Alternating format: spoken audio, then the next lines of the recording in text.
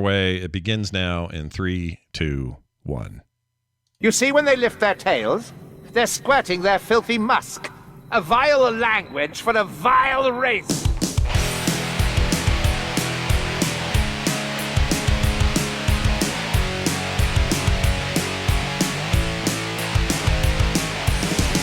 Hey everybody, welcome back to Core. It's time to talk about video games with your favorite Core people. My name is Scott Johnson with Bo Schwartz and John Jaguar. It's Thursday, May 12th, 2022.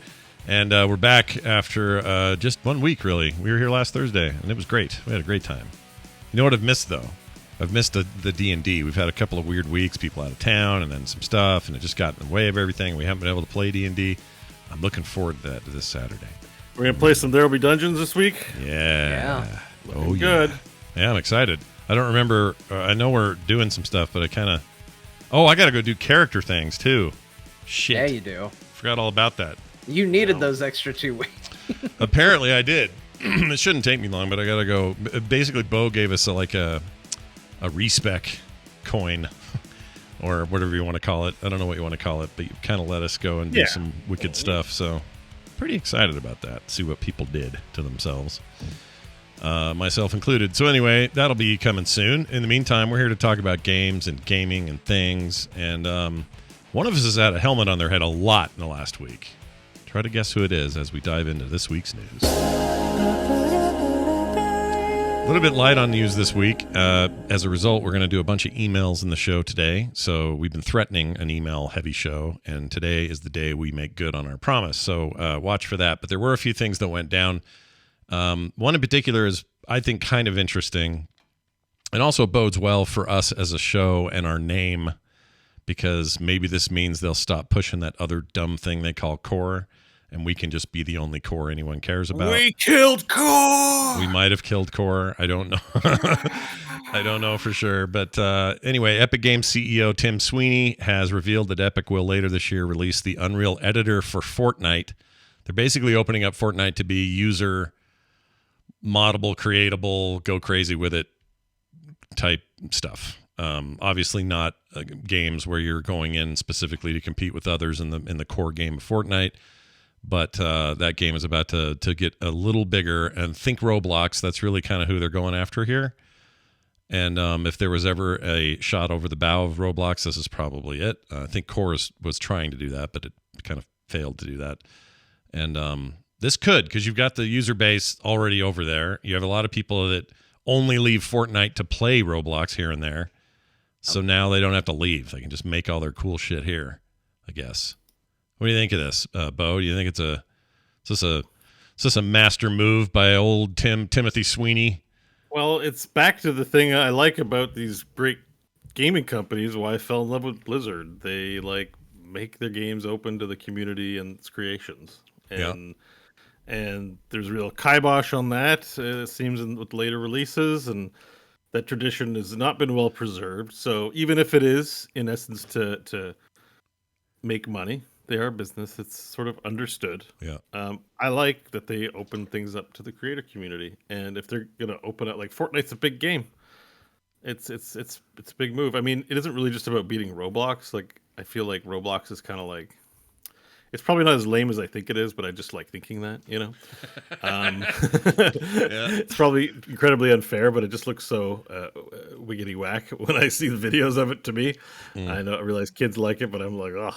Yeah. You know, but Fortnite does look like a premier experience, and I think it's a game that's beloved by a lot. It's a competitive game, so yeah, open it up, man. Open it up. And they're the Unreal guys. They have the Unreal editor open. Like, it's just so on brand for them. I'm shocked it took this long. I am a little bit as well. I actually think that how that Core thing did was going to determine how soon we'd see something like this, and I think it just didn't draw people over there. And as a result, ironically, it's a lot of the same tools. So what you're going to get with this is probably a whole lot like what you got with Core, if anyone checked that out. I never did load it or do anything with it. But yeah, me neither. But John, how do you feel about such movements over there at Epic? I think it's good. I think everybody's kind of gunning to be the next Roblox. And like you said, I think Fortnite shares a big audience. And I think there's also kind of a natural evolution that you see from kids as they go from Roblox to all of a sudden now they're playing Fortnite, and it's like, oh yeah, this is a step up. Look at this game.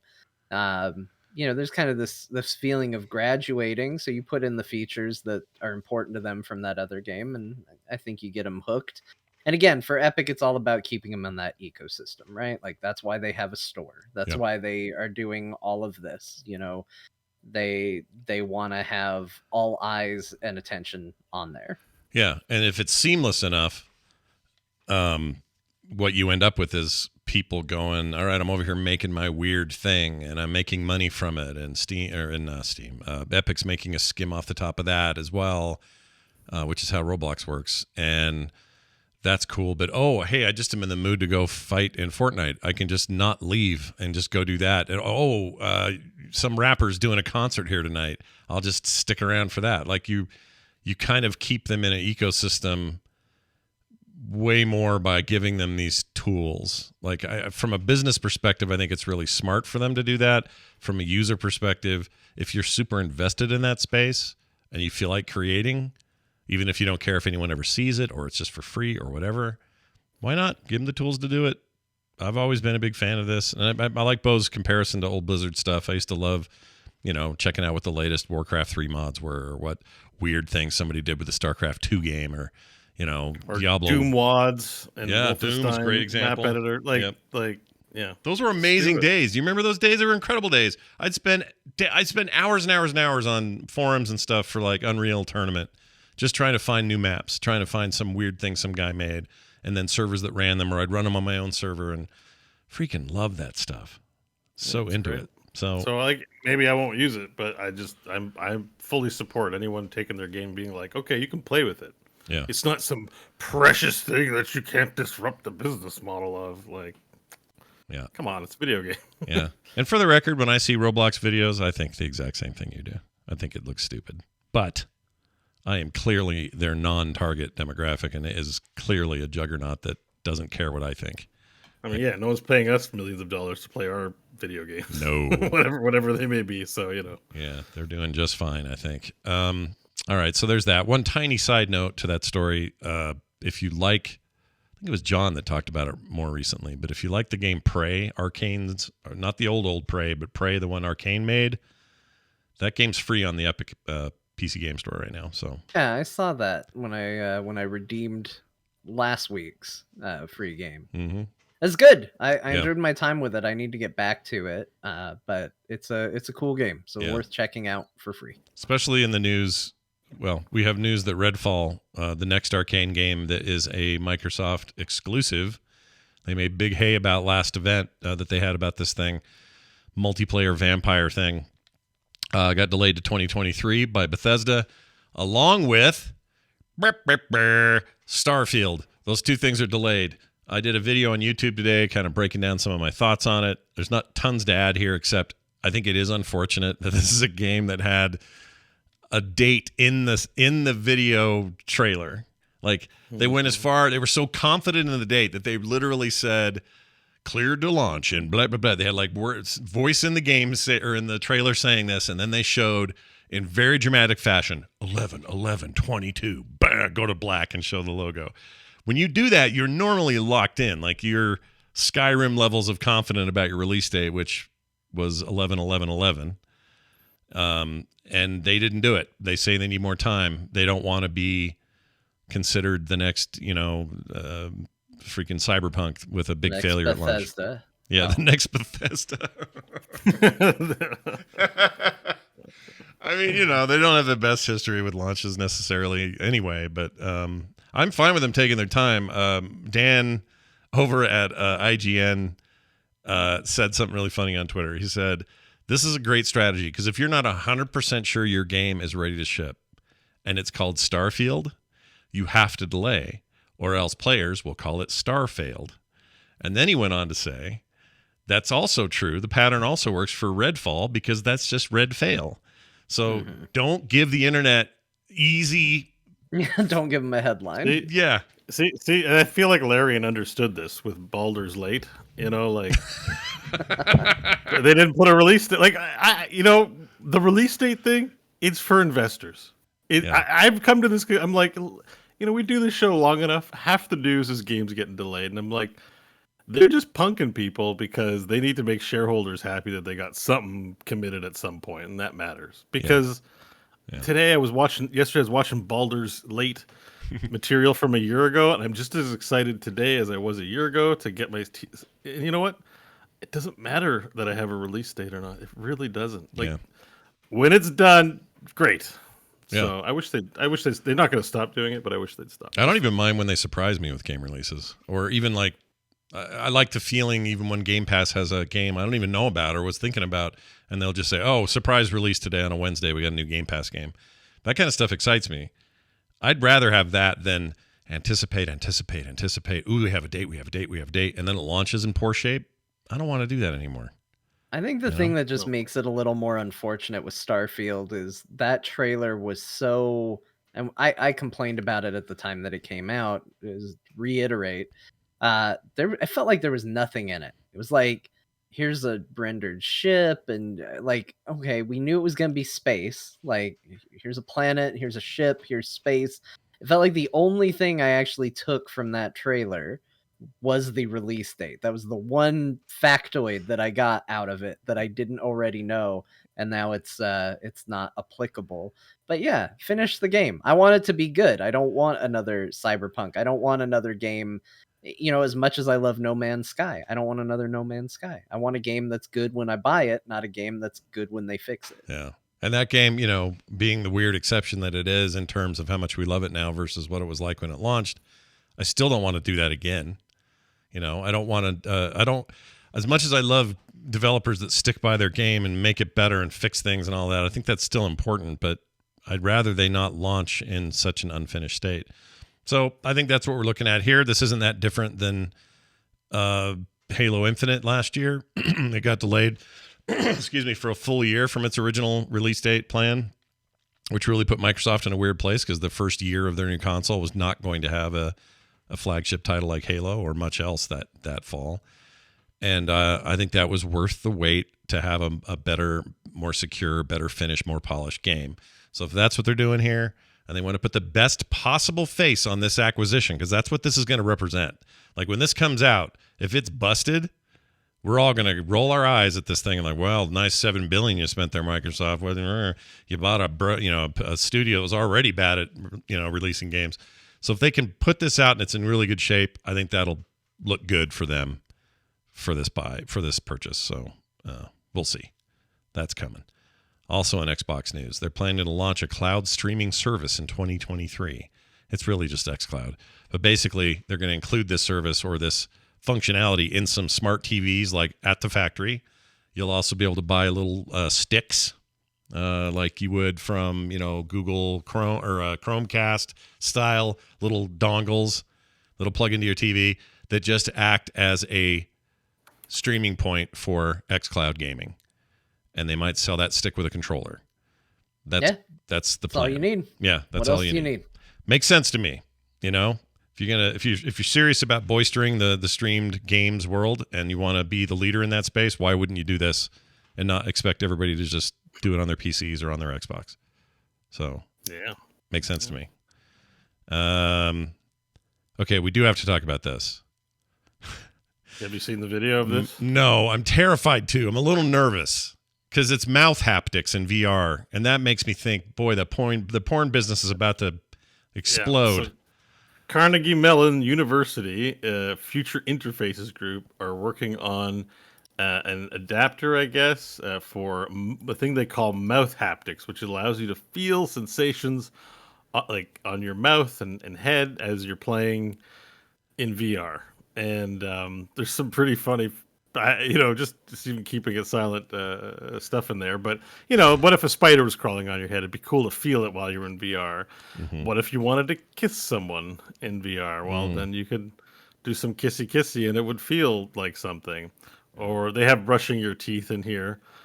And they're showing this whole process of how to do mouth haptics. And I thought it would be a worthy core discussion to see how we feel. We've got 2 VR users now on the team. To see if mouth haptics is of any interest. I mean, I don't know if mouth haptics will do it for me, but the idea of additional haptic feedback all over Like just in general is a cool idea. I want to be able to feel like mud splash on your face or something Sure. when you're in the trenches of World War II. And you're like, and you get mud in your mouth. You're like, oh, it's so muddy in the fields of, oh shit, Vimy. You know, it's like, oh, yeah. It all makes sense to me that we'll eventually end up with like, you know, haptic gloves and haptic suits and haptic body wear and all this sort of thing. And I know everybody wants to get creepy about it, but at the end of the day, we are going this way. But these look pretty. These look like they're making your headset a lot heavier, though, don't they? These prototypes. These are gnarly. The prototypes look cool. They're so sciencey looking. They got all these like diodes on them and things, and like the experiments are weird. Like what you're showing right now is they're like putting a virtual spider on a girl's mouth, and I'm like, in what game do you want like that experience? Right? Like, oops, it's on my mouth. Like, you know, like maybe like on your skin, like on your arm or hand or something, but like on the mouth. Yeah. But as Adhesive Wombat says, this absolutely won't be used for a BJ simulator. No, not at all. That'll be the last thing they do. Because you wear the headset on your head. Yeah, It's just logic. It'll never. She's drinking from a fountain. You know, it's just to give that VR sensation. I mean, I don't know. People are enthused for the VR world, and I gotta say, I'm enjoying VR's getting there. VR is getting there for me. Yeah. And yeah, why not? Would I wear a full bodysuit out in the public park? Probably. Yeah. Oh, probably would. I mean, like, okay, so hey, I thought only crazy people wore masks in public, and here we are in 2022, and I'll bring a mask around and I'll put it on, and nobody looks at me funny. But you know, early 2019, they'd be like, something's up with that guy. So 20 years from now, man, you might be weird if you don't have a VR device strapped to your crotch. You know what I mean? Like walking around on the bus. Like everyone's going to have it, and you'll be the only loser without one. Without one, yeah. You got to get that crotch pack add-on with your VR thing. I saw a thing once on basically Smell-O-Vision. It was a VR or trying to create smells with your VR experience. And it was like kind of like this attached to it. And you'd walk into a swamp and it would put out a little, and it would smell like the swamp or something. You'd smell flowers, get a little flower smell or whatever. I mean, obviously, there's going to be a lot of experimenting before we end up with whatever the mainstream thing is, but it's a step in that direction. I'll be able to report on the movie version because I need to go see Doctor Strange. And I was like, Mom, do you want to come with me to see Doctor Strange? She's like, sure, let me buy the tickets. Yeah. And I was like, okay. And then she messaged me back. She says, what's a 4DX? I got them in this 4DX place. I'm like, I don't know. And I'm like, 4DX Experiences Cinema is the seats rumble, there's haptic feedback in the seats, and there's smells. Yeah. And I'm like, what smells are in Doctor Strange? Like, what is it going to be? You know what I mean? Like, and I'm like, why do I need smells in a movie theater? But like, apparently, this is all the rage. So I'm imagining smells will be a part of the VR experience too. Yeah. Oh, can you imagine just like, I don't know, you play I'm just picturing all the gross places. Like Orc Massage can't smell like a great place. Like there's a lot of incense covering up the smells in there. You know what I mean? Yeah. Orc Massage DLC is going to get gnarly. What else? What other bad video game smells? I always feel like there's something smelly in a battle royale in the place where everyone's hanging out before it starts. Oh yeah, in Depression era Russia, Russia, well, yeah, or whatever. Europe, Eastern Europe, the most depressing Eastern Europe country I've ever been to. It just smells like napalm and despair, and cinder blocks. Yeah. Cinder blocks. Seems like rough business, but yeah, whatever. This stuff's coming whether you like it or not, everybody. So get ready. Which is, I think of John when I think of the question whether you like it or not. But we did play something this week that I think John would really like. We'll get to that when we talk about what we played. But I don't know. That feels like the kind of game that might turn John into a VR enthusiast, maybe. Well, I mean, I'm not necessarily opposed to it. It's just like, so if you watch Food Network, they always cook food that looks delicious, right? Like you almost never see them cook something that's like, here's a shepherd's pie. And it's a messy meat and mashed potatoes mess all together. But trust us, it's good. But that's like what hearing VR talk is, right? Like VR talk is people creating a dish that looks like absolute garbage. But then they're going, trust us, it's really good. And it's like, okay, it probably is. but it looks like shit, and I can't taste it and I can't smell it. So it's cool that everybody's having a good time, but this is the only experience I have, and I think a lot of the ideas are neat. I don't know if I want to go down this route. I think I'm probably grateful I can't smell most of my video games. Yeah. I don't know any time I've ever played a video game and gone, man, I just wish I could smell it though. Yeah. But then there's also that ride at California Great Adventure. I think it's called California Soarin', where people are like, yeah, but when you go over the orange field, you smell oranges. Oh, yeah. And like the amount of times I heard people say that, like it was an amazing thing. I'm like, you can get orange smell anywhere. Like it's not an amazing feature that you put in this thing, but it does seem to impress some people. But obviously I can think of some use for mouth haptics. Okay, that's going in a direction where at least we can see. Okay, I can see why this would have a mass appeal. Smell? I've never been a video game I wanted to smell. Never. Yeah. Not even like Aerith. Resident Evil 7. Aerith seems like she's flowers. She seems like she smells nice. She probably does. I don't need to find out though. What if I find out I'm wrong? What if all of a sudden she smells like she's been frying spam in the kitchen all day? Yeah, or worse. Like, what if she smells like a dirty... It's better to have loved and lost than to have never loved at all. What if she smells like a dirty dish rag is sitting in the sink for 2 days? What if that's what she smells like? You don't want that in your life? No. Resident Evil 7 would be terrible.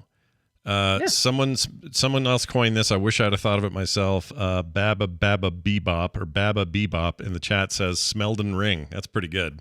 Nicely done. Elden Ring smells horrible, I can assure you. Oh yeah. There's no way Elden Ring smells good. But yeah. Well, what would be a good smelling game? Like I see Stardew people Valley, saying maybe? cooking games, but just go cook. Like, how close to simulated cooking do you need to get before it's just like, all right, we'll just go cook something? I mean, this is a really good point. Like, a broader issue here is that when does something go from being gimmick to like a thing that you could just do on the regular and it actually really adds? These potion alchemy games, right? Like, if you're an alchemist and you're making, like, picture this. You're making a potion for the king who wants his balding head to grow in so he can look young again. Okay. And it will give him youthful appearance. But there are poisonous reagents and there are good reagents. And, if you kill him, you're going to get beheaded. It's game over. And so to make this thing, you have to rely not only on your hands in the VR space picking up the reagents, but the smell, right? Certain plants would look similar to each other, but based on the smell, you're like, oh no, that's I don't know, bergamot or whatever, or this is chamomile, this is a manna bloom, oh, that's an anus fart. You gotta get rid of that one. And that's a fantastic example. Yeah. For a game I will never play. You'd never play that? But he's 100% right. That is a great example of smell in a video game. I mean, you're basically playing the potion making sniff my potion game. In a way, Bo is making an argument for the chorecore games I enjoy because those could benefit from some of that, like more sensory simulator could be nice. Sure, because you could smell the thing, you could smell a dog poo when you ran over it. Like, oh, never mind. It's out. Yeah. See, we had it. Somebody said flour. Flour would smell great up until you got to the dirty industrial section of that game, and then you'd be like, "Well, I don't want to really smell it anymore. I don't need that immersion." But do we need power fantasies in the smell realm of things? Smell realm. Smell realm. Smell the smell realm. Smell the smell realm. Like we have power fantasies when it comes to like beating guys up and being on the side of the righteous and blah blah blah. But the smell need. Do we just need to have a world where only things smell good? I mean, we're weird in that way because humans have evolved to the point that if something smells bad, it's because we have a built-in survival instinct that says, well, if it smells bad, then it's rotting or it's corrosive or it's bad for us. It's going to make us sick. So that's the reason we're so repulsed by it. But if you watch a dog whose number one sense is his freaking nose, those dogs will get right up next to a big fresh poo and what do we got here? What is it? They don't care. They're not offended. They're maybe cautious. They smell hot sauce or capsaicin. They go, oh, I got to back up. And I've heard they might see more than we do. Like their brains interpret more. Yeah. It's hard to understand because it's not seeing, but they see more dimensionality with their smell. Yeah. That's why they investigate a lot harder than we go. Yeah. Clearly, The shit. smell tells the I got story. all I Yeah. need to know. Like, don't eat. Don't sleep near it. Like, I'm going away. Like, that's not, dog's like, Yeah. is that urine in that shit? Yeah.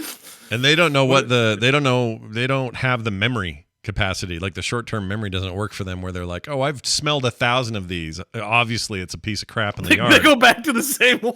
Yeah, they'll do the same one. They will. They're stupid that way. And that's okay. But it's to me, we are unique in that way because just talking about smell-o-vision in video games is kind of, for me, it's just like, oh, that's gross. Even though we may be talking about something nice. Well, why? Well, it's because humans are trained to separate the gross from the good. We wear cologne and perfume to smell better to other people that, you know, are going to somehow like us if we don't smell a certain way or whatever. Like, we're really weird about it.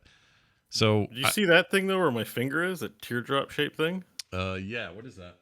That's a smell thing. So you put scent in it and water, and like the so smells of diffuser. lavender fill up the house. Yeah, Yeah, diffuser. Those are scents cool. are good. Yeah, They like are them. good, but here's the problem. Like, scents are good. Like, do you want to smell something nice? Simulator is a fine experience. But at a certain point, and this is not a condemnation of VR in general, I think there's plenty of forward momentum we can still do. But at a certain point, we need to own up to the fact that we do not actually want to do the things that we have to do in our video games. We do not want 100% realism. At a certain point, if a video game said, well, if you want to run, you have to actually run, and my character can only run for 3 seconds and then has to hold on to his knees breathing heavily for the next 5 minutes of the game, that's not fun for anybody. Yeah, that's Like, VR. it's a better decision to make a game where, you know, yeah, you're a little bit of a Superman. Yeah, you can double jump. I'm not able to, or I'm not stuck in a video game because I can't jump very high or I can't run fast enough. Like, at a certain point, you have to cut it off. You have to say, this is enough. Too much we've realism. gone far as we need to with immersion, and I don't think smell is a direction we need to explore. Yeah, you make a really good point. Side note, I was looking at this artist the other day who is incredible. He can take a black and white photo, which is what he does, of something, and then he can, with charcoal and graphite, perfectly replicate that photo. Like, it's beautiful what he can do. But I had an existential crisis looking at it because I went, all right, now I, as somebody who, you know, works in art, sells art, does art, mostly on the stylistic side, I see something this ultra realistic where I cannot literally tell the difference between that photo and that drawing of the photo. It did make me go, well, why? It took him 25 days of time to make that. Yeah. Why? Like, at this point, you're not adding anything other than it's a huge feat of amazing technicality. Like, I'm like blown away this guy has this talent. But to me, to make that art suddenly be more interesting is add a little fantasy to it, add a little unrealism to it, add something to it to make it less than just a photocopy of a thing that anybody could take with a camera.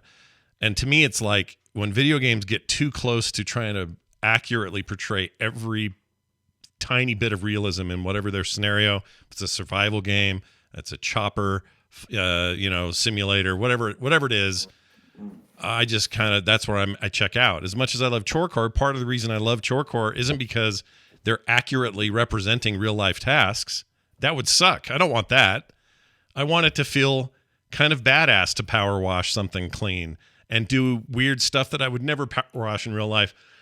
Or if it's, a cooking simulator, I want it to be a little bit goofy and unwieldy, and it's not meant to be perfect. If it was, I wouldn't play it. That's not fun. And What if everything just smelled awesome? Like, it changed your whole like, there's shit there and it smells like, lavender, and it's a fantasy Why world. are we doing it? It's a fantasy world, right? Like, it's someone's smell fantasy. Like, so your fantasy might be, I have a hood and I got a couple of knives and I'm cool and I'm in a barn and someone pisses me off. I got to stab him in the back. And maybe someone's fantasy is like, what if all shit smelled like chamomile? And maybe that that could be someone else's fantasy. I'll tell you what I will say. Like, I think that maybe because anytime you open up a new sense to video gaming, you do open up a broader range of accessibility options.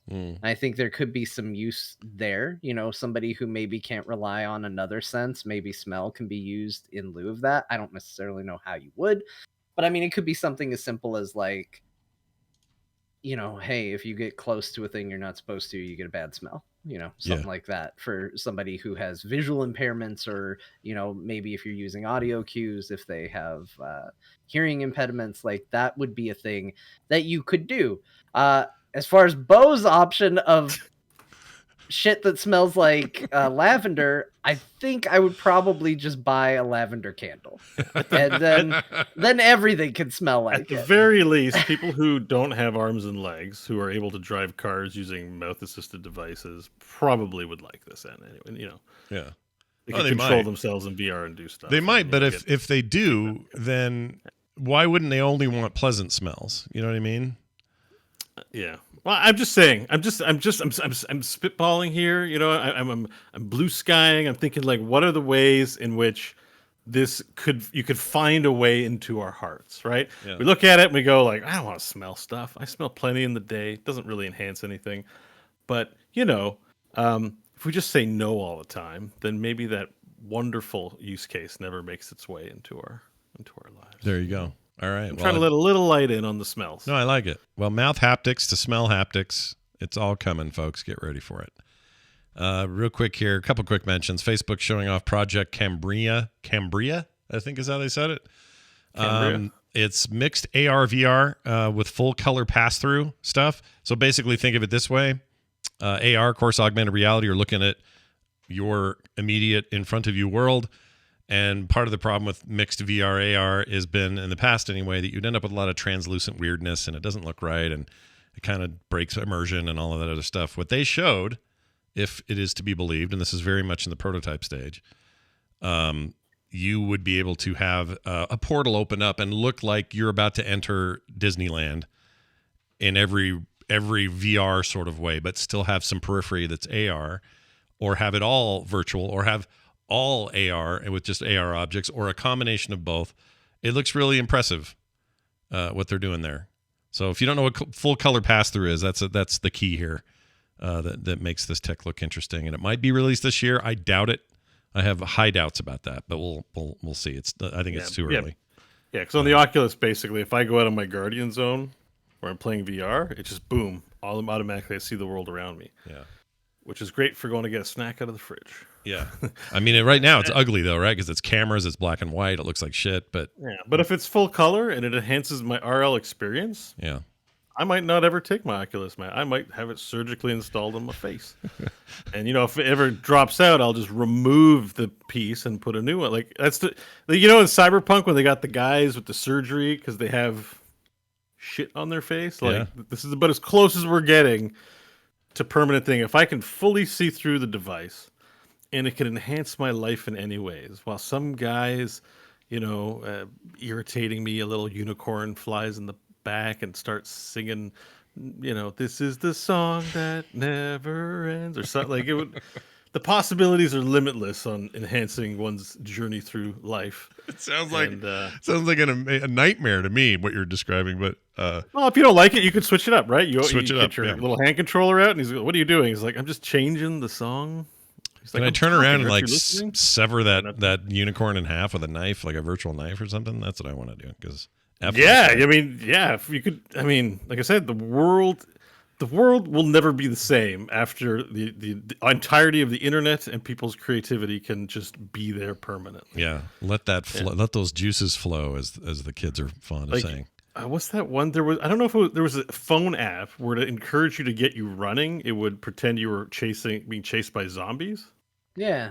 Well, what if you have a VR headset and you're like, oh, I need to run, but I don't feel like it. But what if I think, oh, it's zombies and they smell like poo. Let me run. I want to feel like jogging all of a sudden. You know, it would be fun. Yeah. I mean, as much, obviously everyone's hearing this and hearing how stoked Bo is about VR right now because you're playing a lot of this stuff, but we're seeing a lot of this stuff. I mean, keep but in mind, agree with I'm you. pro hive mind too. Like I've got some out there opinions on what I think the future is happening. Yeah. I'm happy for the future. Yeah. I am am very too. happy for what they will experience. I am too. It's really easy to get bunged up in naysaying because it's change or it's different, or even in this case that it's, Facebook's involved or Meta's involved and we're all irritated with Meta. But, from a futurist standpoint, this stuff's badass. It's cool as hell. Eventually, we won't need our bodies anymore. Once we figure out how to take the energy out and the energy survives in a different form without the need for our bodies, then we can travel the universe as energy. It'll be great. Yeah, I'm ready. Let's do it now. Yeah, but we won't get to see it probably. No, probably not. Zuckerberg will. Yeah, he'll get to see it because he's being preserved slowly with a special injection every day. Now, a final note before we get to this big email string of emails here. Outriders did not break even, and they were even on Game Pass, and they didn't quite pull it out. I don't know what happened there. But in 2021, yeah, it was a rough year for them. I don't know we were on anybody Game Pass. Yeah, but I don't know anybody who looked at Outriders and went, "That looks awesome." Yeah, but like didn't they everybody who looked at that game and went, "It looks like somebody else trying to capitalize on this flash in the pan interest of what's popular at the moment." Like Game Pass feels like, probably the smartest decision they did in reaction to it. It's probably the closest it got. Yeah, no, I agree with that. I think I thought it was pretty good. I don't think Game Pass guarantees anything, but maybe slightly better Anthem. But in fact, most of the time I saw footage of it, I was like, "Is this Anthem?" Yeah. Maybe it's not surprising. What I find surprising is they were one of the first games on Game Pass. And we, I was talking last week. I'm like, they must have got a pretty generous check out of. Well, they weren't one of the first ones. They were. It's pretty late in the cycle. Early on in my okay, so I guess I'm thinking of it like when I got my Xbox. Mm-hmm.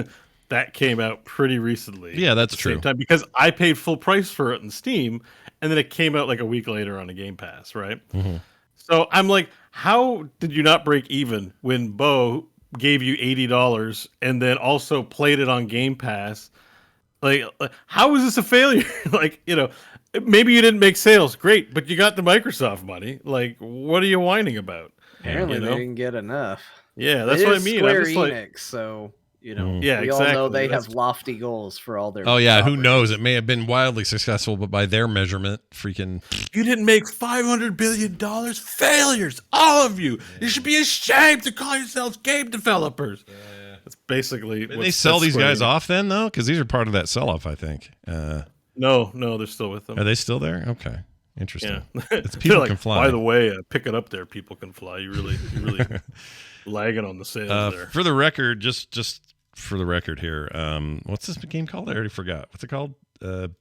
Outriders.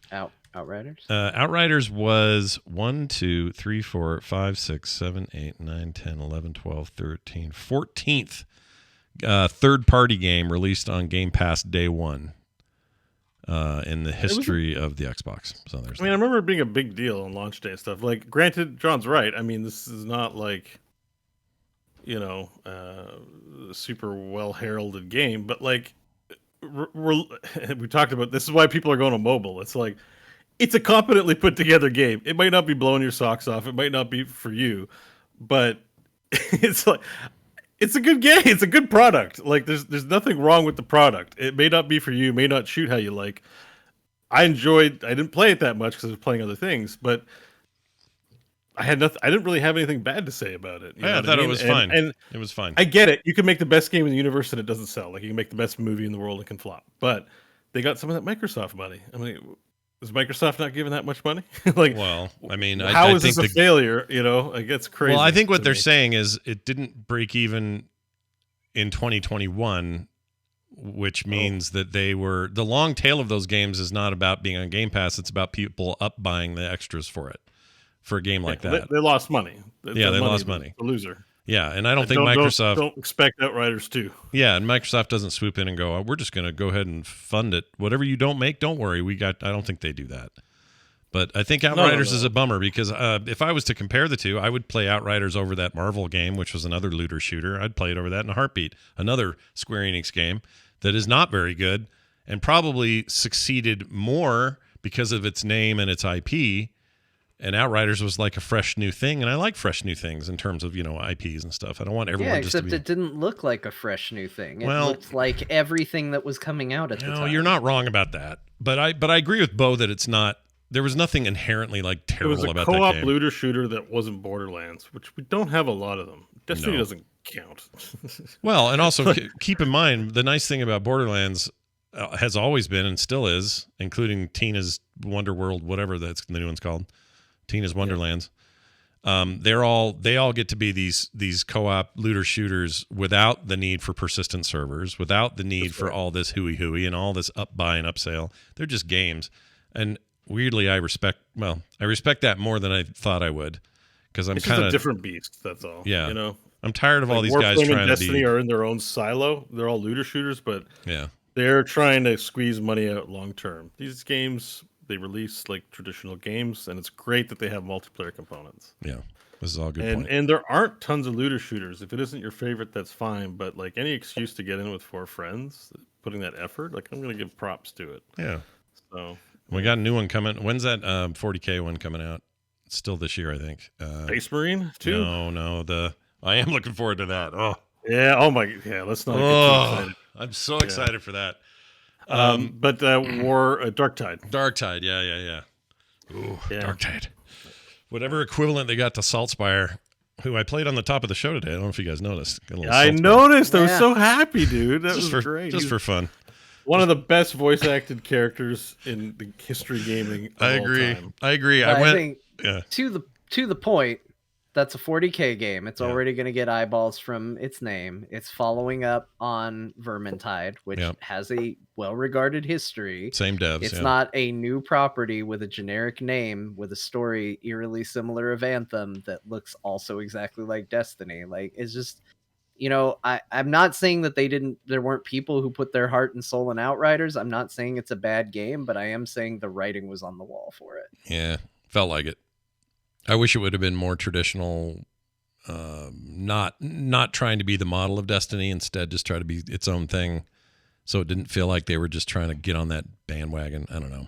That bandwagon is dumb. I hate it. Heroes of the Storm is one of my favorite games of all time. And definitely my favorite MOBA. But it was also it came too late.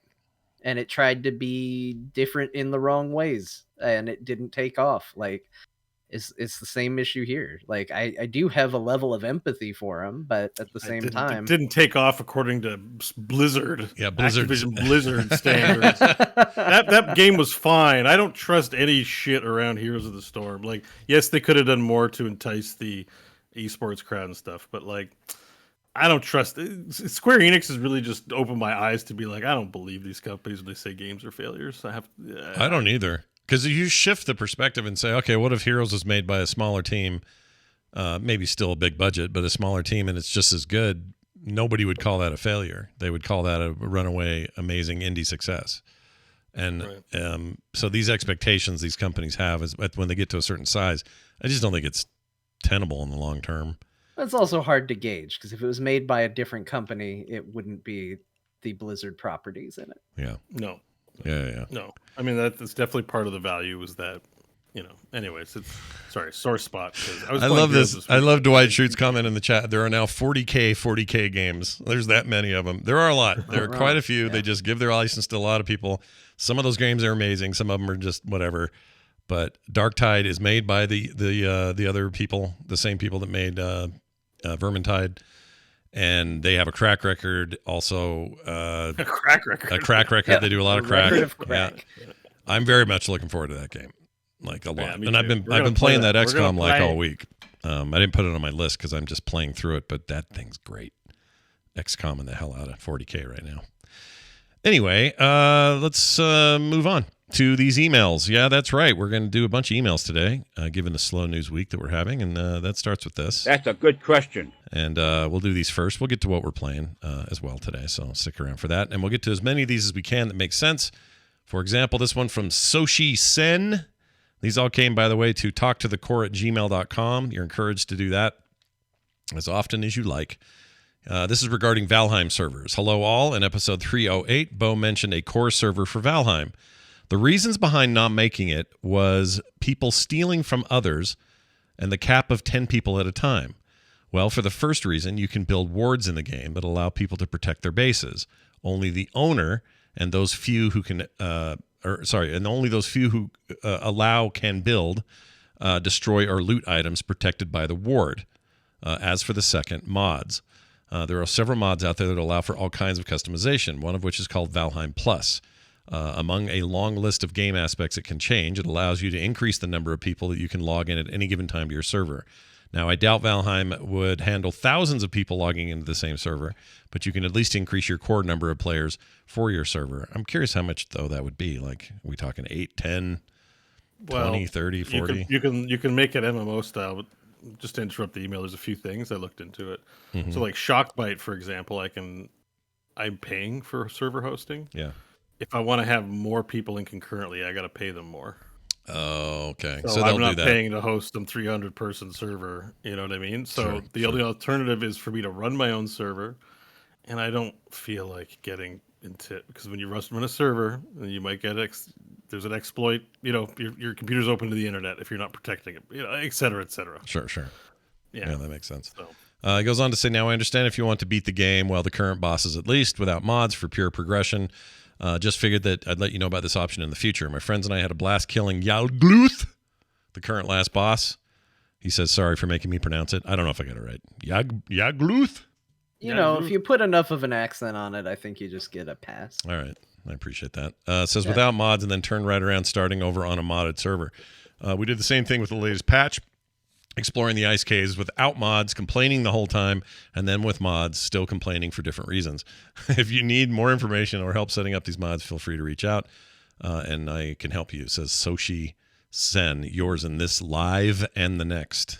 I like that. Look at that. I like that. It's good. Yeah, well, I appreciate the heads up and the information. It's good information. It is. Have you been in there since? You probably. I know you've been so much VR. You probably haven't been in Valheim for a bit, but. I played last week. It's on my list. I think it's on my list. Yeah. Oh, okay. No, Mike. Mike's like, you guys are leaving me for VR. I don't know. We're still playing Valheim. Well, I think Mike would love that. Mike should get a VR thing. He'd love it. He just discovered Minecraft with his son 2 days ago. Oh Lord!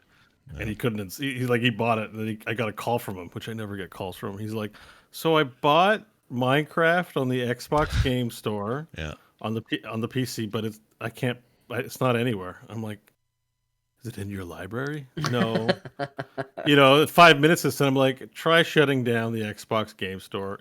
He puts his laptop to sleep. Restart your computer. It's been 2 years. Go ahead and give that thing a restart, big guy. Restarts the computer, loads up Xbox. It's there. He's like, thank you. You're the IT guy, and you're like, I didn't really do that much, but people are so like, it's broken, and they stole my money. Are you sure you weren't talking to my mother? Because that sounds like a problem she'd have. Yeah, that's what I mean. He's a little behind. Like I said, he took a real hard stance. I've said it on the show. Mike divorced gaming. Yeah. Over Final Fantasy 11. I mean. Yeah. Where he lost like 3 levels after playing for 2 weeks to gain those levels, and he didn't play games for like a decade or 2. He's like, man, can you imagine? So just he's being way that behind, and he's very cautious about what he dips his toes into, and that's him. That's hilarious. And those guys are great. We'll talk about Crofton later because we played with him last night. Let's see. Here's one from Don. Don wrote in about Activision Blizzard King. Says, when or if Microsoft takes over Activision Blizzard, in your opinion, will they keep these 3 studios, Activision, Blizzard, and King, together? My hope would be to disentangle Blizzard from the rest, but I don't know how integrated these studios are due to the greater company. I would think that a split of Activision Blizzard would get rid of a level of management stupidity that is occurring, says Don. I hadn't actually thought about this before, but this acquisition is them getting everything. Why wouldn't they split those up and let them kind of be their own thing? I don't know that there's much that ties them together other than ownership currently. There's no tech that does. The launcher does between Blizzard and Activision, but who knows if they're going to keep BattleNet as a launcher for It'll the all be on PC Xbox. specifically. But Yeah, but in that case, you're just talking about a little infrastructure for server management, and this is a gateway. But other than that, like development-wise, I think you could. yeah, they're split already 'em. pretty disconnected. So Yeah. I think it would be. I think it'd probably be in their interest to do it. Like I said, I think the only place I can think of where Activision and Blizzard kind of mix is the fact that you can get Activision games through the BattleNet app, which who knows if they'll keep it, who knows what they're going to do with that. Yeah. And, they may decide to keep it and make it just for Blizzard games. They may decide to get rid of it, integrate it into the Xbox app. Who knows what they're going to do. But I think it would be a good time to do it. Can you split a publicly traded company like that? Well, when it's under your ownership as a publicly traded company in Microsoft. But if somebody's going to lose out, you know what I mean? Oh, I see what you mean. If some shareholders lose out on value because, Blizzard's going away, and I don't know how that works. I'm that's assuming true. Yeah. it could, but I'm assuming it's not easy because they're affecting people's, 401ks and hedge funds, etc., or whatever. It's I don't know. Yeah, it's actually a really curious question because I don't know that I've considered it at all to this point. I just kind of thought of it as a big lump thing, and really in my head, I'm only really caring about Blizzard and what their future is because I don't care what King's doing and I don't really care what Activision's doing. So part of me, this is the first time I've just had to kind of come to grips with, oh yeah, that's right. These are three entities all balled up, and are we going to keep them balled up? I don't know.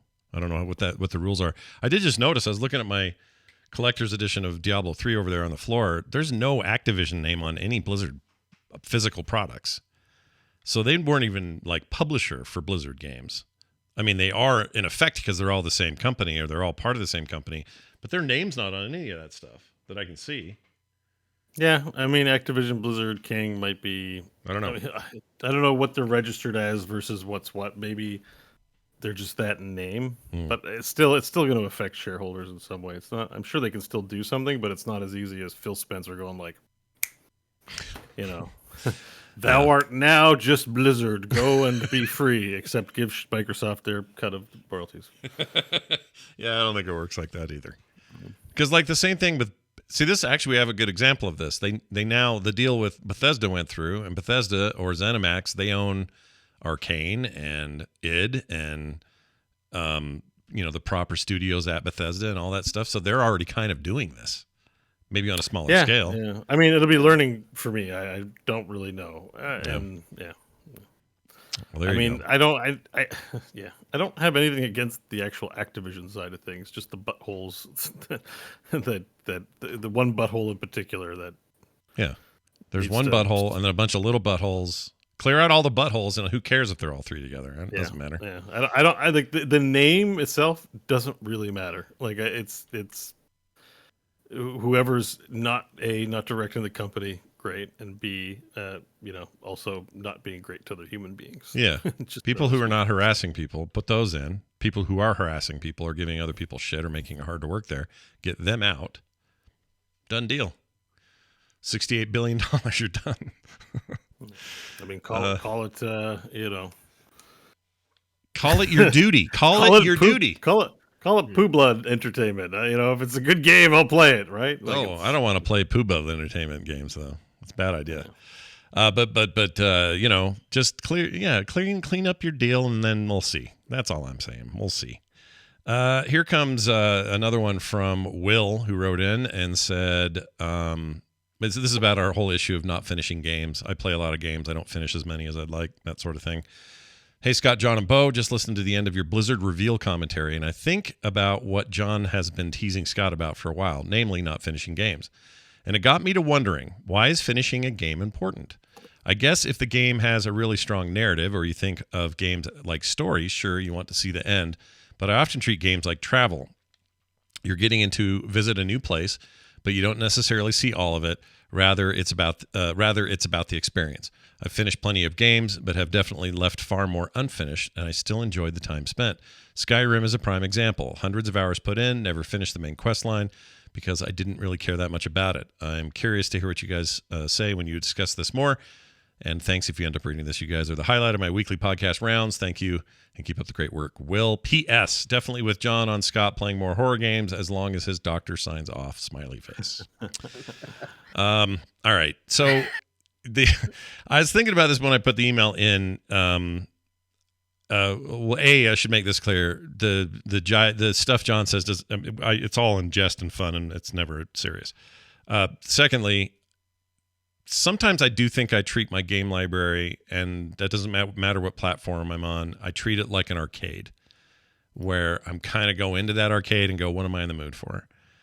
I'm in the mood for this, and I'm in the mood for that, but for not super long. If I get a couple hours in, I'm like, okay, I've satiated my need for a shooter or for a driving game or whatever it might be.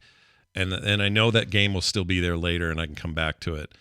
So in a weird way, I'm more about like go in, a new game. I got to see what that's about. Another new game. I got to try that. Instead of, wow, this one's got me hooked. I'm going to see it all the way through. I don't think that's this is not, I'm not prescribing this for anyone else. I know there are other people like me out there, but that's just, I think, the way I do it. Once in a while, something will grab me and I'll haul ass through it and I'll love it and I'll beat it. SteamWorld Dig 2 was that for me a couple of weeks ago. I just could not stop until I finished it, which ironically, John recommended that game or brought it up again, which has got me to play it again. Yeah. And who knows when that will happen to almost any game I own. I find myself going back to stuff I thought I would never finish and I get a taste for it again. Something like that happened this week, which I'll get to when we get to games. And I'll get way, way into it. Will I finish it? I don't know. May not be that turn, maybe a different turn down the road, but that's where my head's at with this stuff. Yeah, I mean, to give a little peek behind the curtain on where it came from, I genuinely don't care if Scott finishes any video games or a lot of video games. It doesn't actually bother me. It's I have a bad habit. If somebody makes a big declarative statement, I have a bad tendency to then go, all right, well, let's test it. And the whole how many video games have you finished, Scott, came from two things. One, it came from Scott's tendency to say that a game was his game of the year. Yeah. He likes to declare games his game of the year. Sometimes too early, sometimes way too early. I do that. Sometimes very early. It's like, look, I only played an hour and a half, but if you ask me right now, it's my game of the year. Yep. So it came from that, and then it was Ghost of Tsushima when he was like, I will finish this game. Yeah. So then I was like, then next week, I don't think it was even on his list, or like a week shortly thereafter, and so it just kind of became a fun way to rib a declarative statement that Scott had made. Sure. For the record, I am going to finish that game, but I take your point. So it's just one of those things. It's like, all right, well, I'll hold you to it. We'll ask about it. We'll put up a list, and then it kind of becomes a meme of itself, and it just rolls on from there. But I actually think probably one of the greatest strengths to this show, to be honest, is that Scott plays 100 different games a week. Yeah. And I think that that's a positive. And if he was stopping to finish every single one of them, that wouldn't be the case. We'd have a lot less to talk about. We'd be exposed to a lot less games. I'd probably have a bit more money because sometimes he does talk me into them. I bought the Warhammer game he talked about last week. So, it happens. It's effective. I haven't played it because I got too many other games to play. Right. And unlike Scott, I stuck to just a few this week. So, it is all in good fun. And I do think, there's people that are going to focus in and really play through whatever they're playing. I think there's people that play like they're at the arcade, and I think both are good. But it's just a fun way to rib Scott a little bit. It's content is the way I look at it.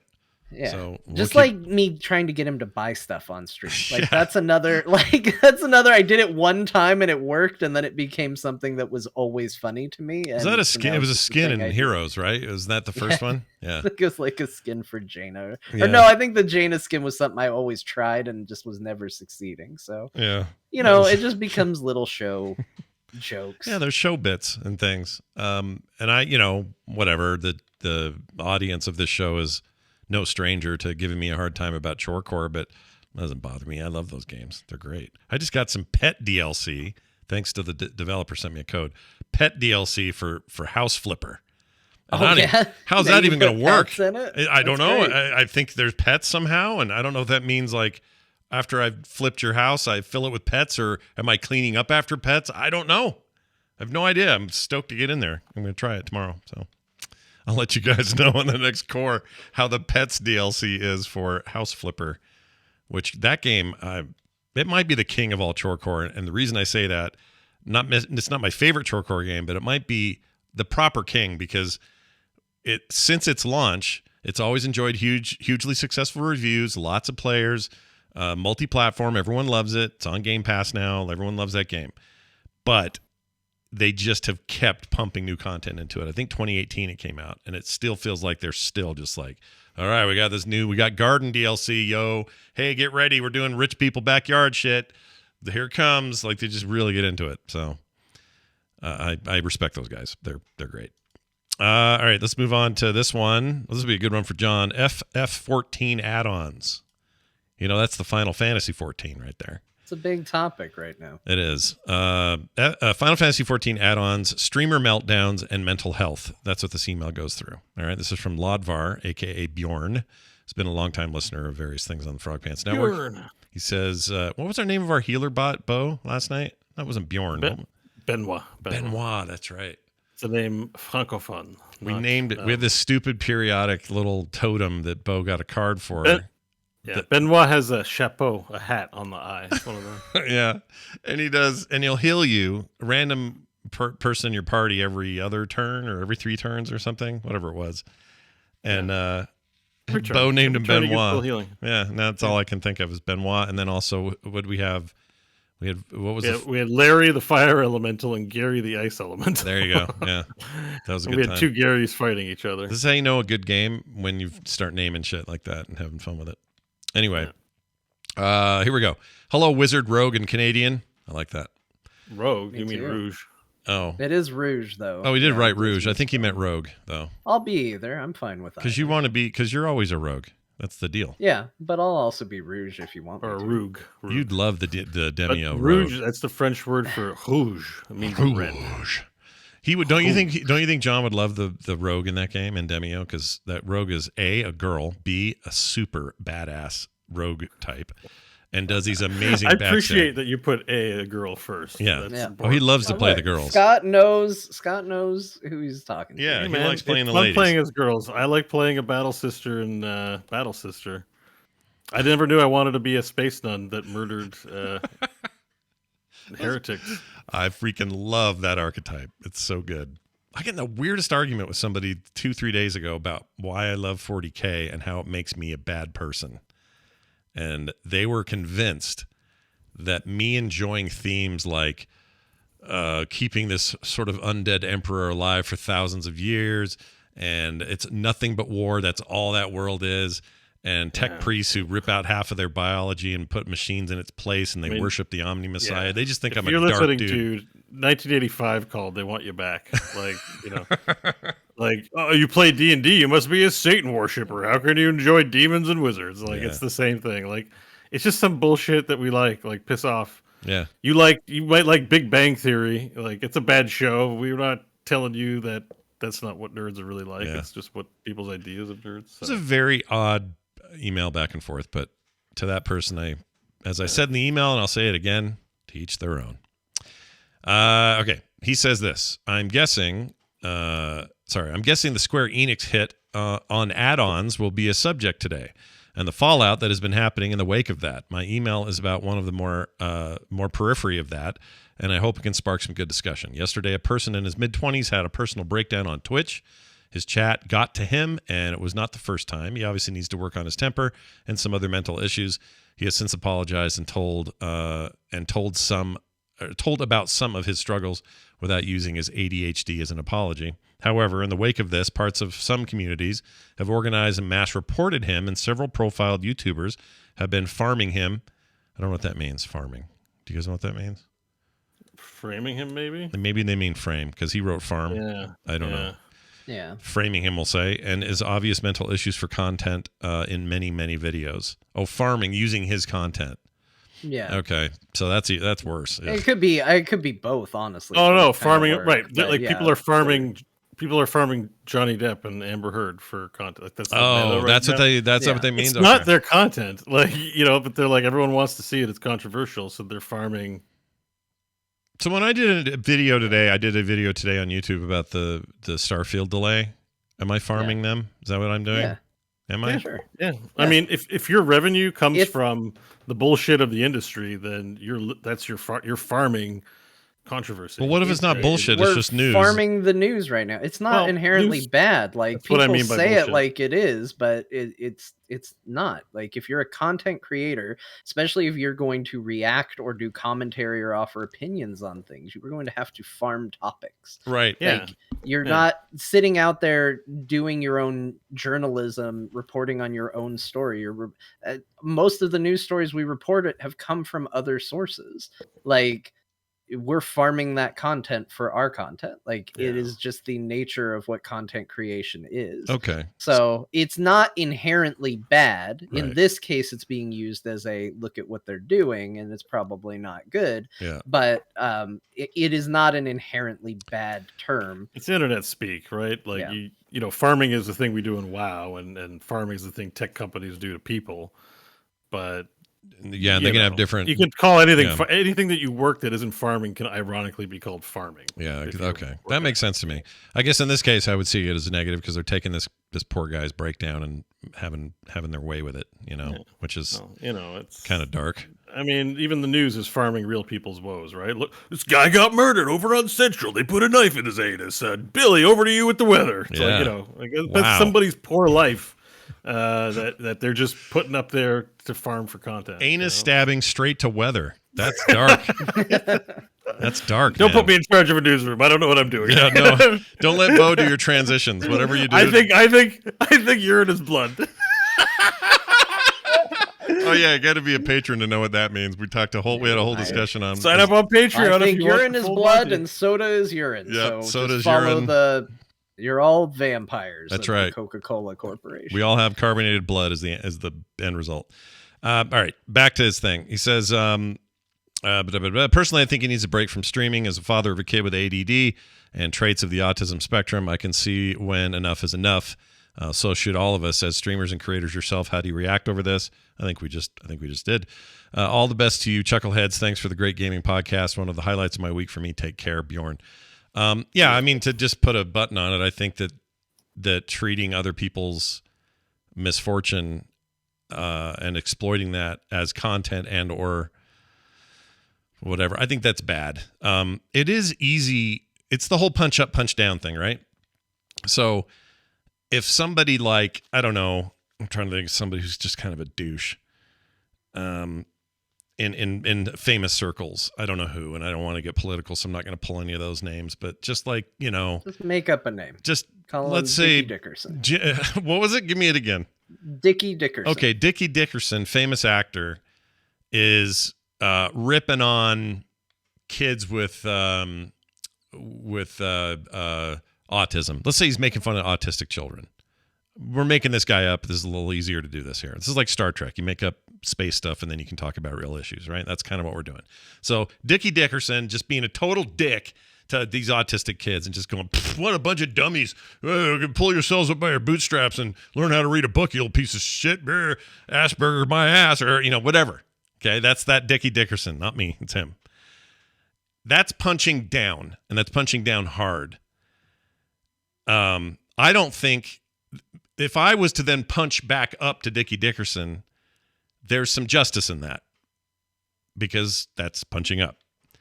And to me, that's always been a dynamic that exists, but maybe sometimes it's hard to tell where the line is. So my safety mechanism on that is if you don't know, and oftentimes we don't. I think John said once, I never forgot when John said this. John, I don't know if you knew you had this impact on me, but some years ago, you said, if there's anything I've learned about things, it's that I hardly know anything about any of it. And you said it in context. That sounds though. like me right there. You said it in context with, I think it may have been the Blizzard abuse stuff. I'm not sure. So it was like a year ago or something. I can't remember why it came up or what the context was, but it really landed on me as, like 99% of the time, from our limited perspective of just seeing a thing on Twitter that outrageous, or one single post on Facebook or whatever it is, or one person having a meltdown, we want to jump to, well, now we know everything and we are now standing in judgment of this thing, but we really don't know shit about what they've been through. We don't know anything. Because this guy, before he had his meltdown, might have had react videos on someone else's meltdown. Like, the thing is, whether you have ADHD or autism, not, if you step into certain rings, you give as good as you get, right? And when you're in the React world, where you're like, look at this idiot, it's a Ronald Reagan video, what a moron, what was he saying in the 80s? And then people go to your stream and they're like, oh, what a moron. It's not that you're getting what you deserve, but if you give it, you got to be able to take it. So if this is a nice person that puts out positive vibes into the world and people are just shitting all over him because he's frustrated and he had a breakdown, I feel like, leave poor people alone, right? Like, if they're not putting that energy out there, then this isn't fair. But if I don't know, if Dr. Mustache has a bad day because he cheated on his wife again and everyone wants to shit on him, he shits on people all the time. I'm like, have at her, you know what I mean? Like, do it, right? Who's Dr. Oh, Dr. Disrespect. Yeah. Like Dr. Mustache.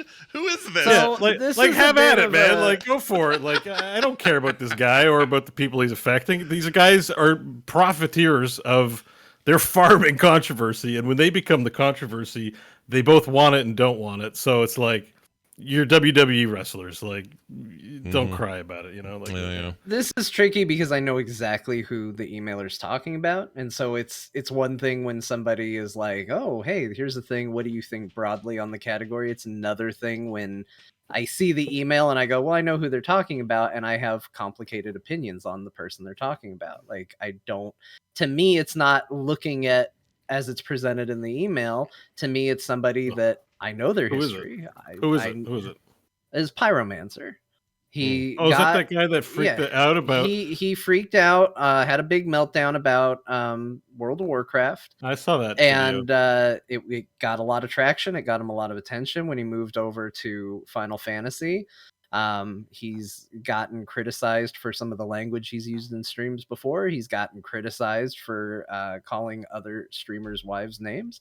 He's gotten in trouble now again for another outburst. Now, that's not to say that there aren't things he's struggling with. We shouldn't be necessarily empathetic to it, but if you read this not knowing the situation, like, yeah, you probably should just let people have their struggles and do what they got to do. If you know more about them, you might go, I don't know, there's always been something a little off. At the end of the day, I think rather than focusing on a person who it is, I think I would just say, as a creator, right, how do you deal with the people that come out of the woodwork to be bad actors in debates with you? Because at the end of the day, like, I saw bits and pieces of the meltdown of what's being talked about, and honestly, he's not wrong. Like, he got in an argument with his chat, he let it get to him. He had a lot of good points. His chat was clearly egging him on. Like, but how do we as content creators respond to that? I've certainly had my moments. I mentioned on one episode we had somebody in the chat, I just thought their arguments were really annoying and pissed me off, and I went on a stream and 30 minutes just talked about how I didn't name the person, about how this person I thought was an idiot and how I thought their takes were bad. Like, sometimes they're just people that get to you, but at the end of the day, I think, to me, the biggest lesson I've learned as somebody who puts themselves on the internet to be judged by the masses, the best thing you can do is, number one, understand there's a lot of people out there arguing in bad faith. There are going to be a lot of people that hear you talk, and they're going to hear what they want to hear, no matter how many times you correct or clarify or go, look, in this instance, there's going to be people that heard Scott 7 or 8 times talking about Dickie Dickerson, a clearly made up name, in his scenario. And they're going to go, I see Scott Johnson has no problem making fun of people who is autistic. Oh, yeah. You can clip it. Like, he's going to get those emails. He's going to get people that think that, no matter how many times he goes, that's not what I'm talking about, that's not what I'm saying, because there are people that don't actually care what Scott's opinion are. They just want to tear him down and find any potential spot to do it. Or just get a reaction, right? We did it when we were kids. Yeah. So the first thing you got to do is just acknowledge, like, sometimes there are going to be people that just want to be edgy and just, they think they're funny, and they're usually not. and just let them be what they're going to be. But the other thing is, we have a decent sized Discord, but it's pretty quiet in there. Not everybody participates in Discord that listens to the show. I like to be active in there. I like to talk to people, but one thing that I have learned is sometimes people want to talk to you and sometimes people want to talk about you. Mm-hmm. And if you're a content creator, you have to allow people both opportunities. Mm-hmm. Sometimes or you can just make people have a phone number and an email address and wait a day before commenting in your chat. Sure. I put a big old condom on my Twitch stream.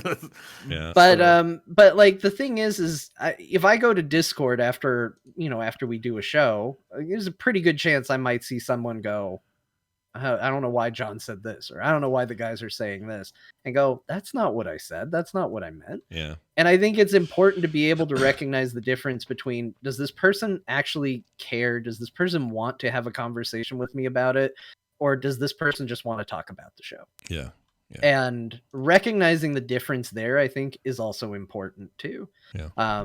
I don't know if that helps either of these, That but sounds again, super reasonable and super uncool in terms. well, of, yeah, it's not going to you be know, popular on the internet because it's not edgy, and I'm not throwing shade. at Right. anybody, I agree with everything you said. It's very rational, reasonable, and thought out, and Mm-hmm. boring. Right? Yeah, Like in that nothing world makes that he, people matter. Yeah. in that world that he's a part of. Like I follow some of these big streamers that I've talked crap about. I've even come around a little bit on Asmongold, but he's just a controversy monger. Everything's like, you'll never believe what this happened. You'll never believe how much I hate this. Oh, it works. It's like Freaking works. it's tabloid stuff, and that's where like I feel like it's not like save the soul of streaming, but like I'm always just like streaming's about just like farting and picking your nose and playing some games with people. Like it's been taken over by people who want to be professionals. Yeah. And if you want to enter in that space, I think it's a rough. Judging by there, people in there have to have a thick skin. Even the girl streamers that get picked on and get all kinds of shit laid their way, because it's a choice. You can stop tomorrow. You do not have to do this. You're not like, the only thing I'm good at is streaming. Please treat me. It's like, I'm sure you're a smart person who can work 100 different jobs. If you don't like the way they're treating you, you can get out. It doesn't mean we excuse the behavior. Yeah. But that's why I have that prophylactic. Every now and then somebody comes in and says, hey, you're bald, fat, and you're probably going to die soon. When they drop into my chat, and I'm just like, whatever, like just ban them and not even respond. Like, I'm not here for that. I'm not here to wait. I got to react to this. But I think that like what we've learned about a lot of content creation is courting controversy is what sells tickets. Yeah, it does.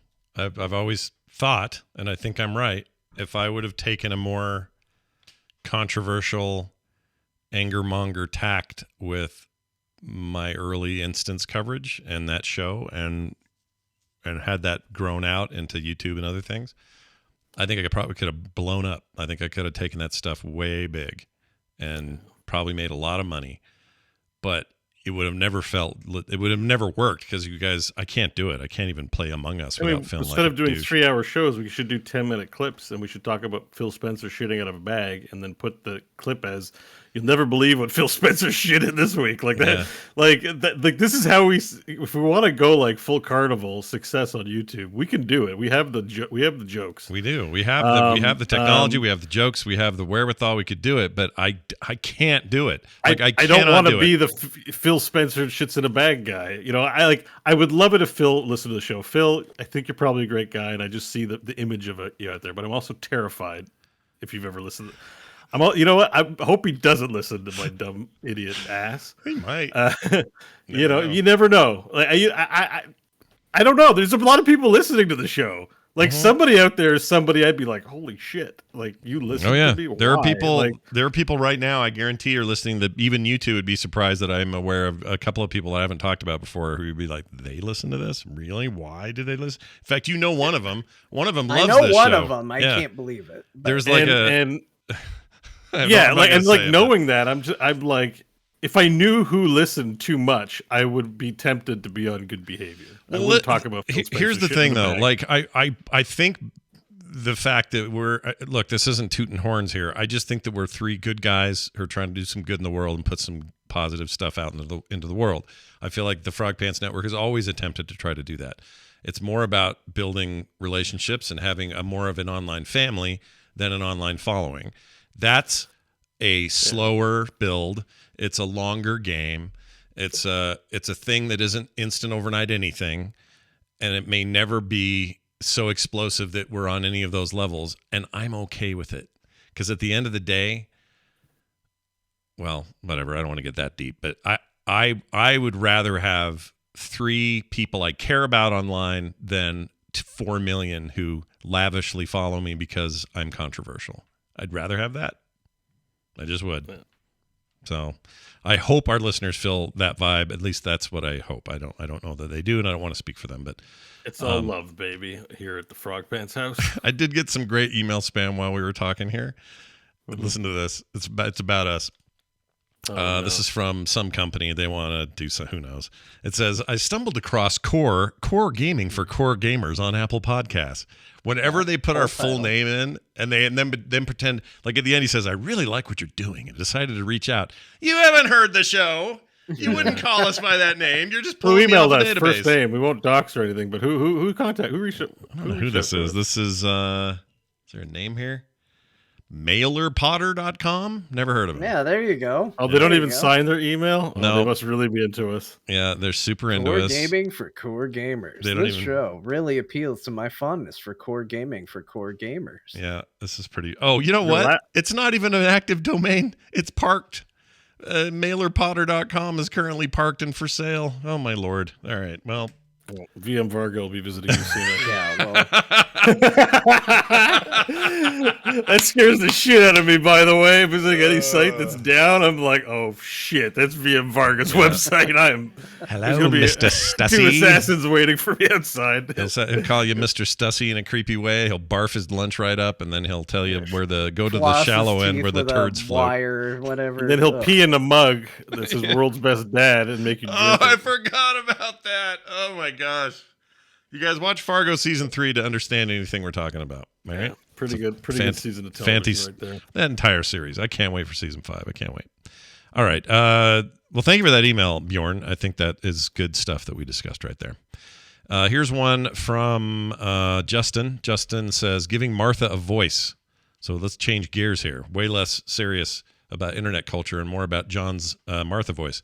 Hey guys, just wanted to send a quick note to thank you for finally putting a voice to Martha. This opens up so many doors to this Civil War-based Steam review letter writing world that John has created. Before, we didn't know anything about Martha. She was receiving the letters from the front, or had she been receiving the letters from the front? Had she moved on from her war-torn love? Was she even still alive? But now we know. I'm not sure why this 30-something-year-old man is married to a 70-year-old woman, but I'm curious to learn more. Was it an arranged marriage? Was she married to her daughter? Was he married to her daughter and then decided to ditch her for some granny-loving action? No kink shaming, he says.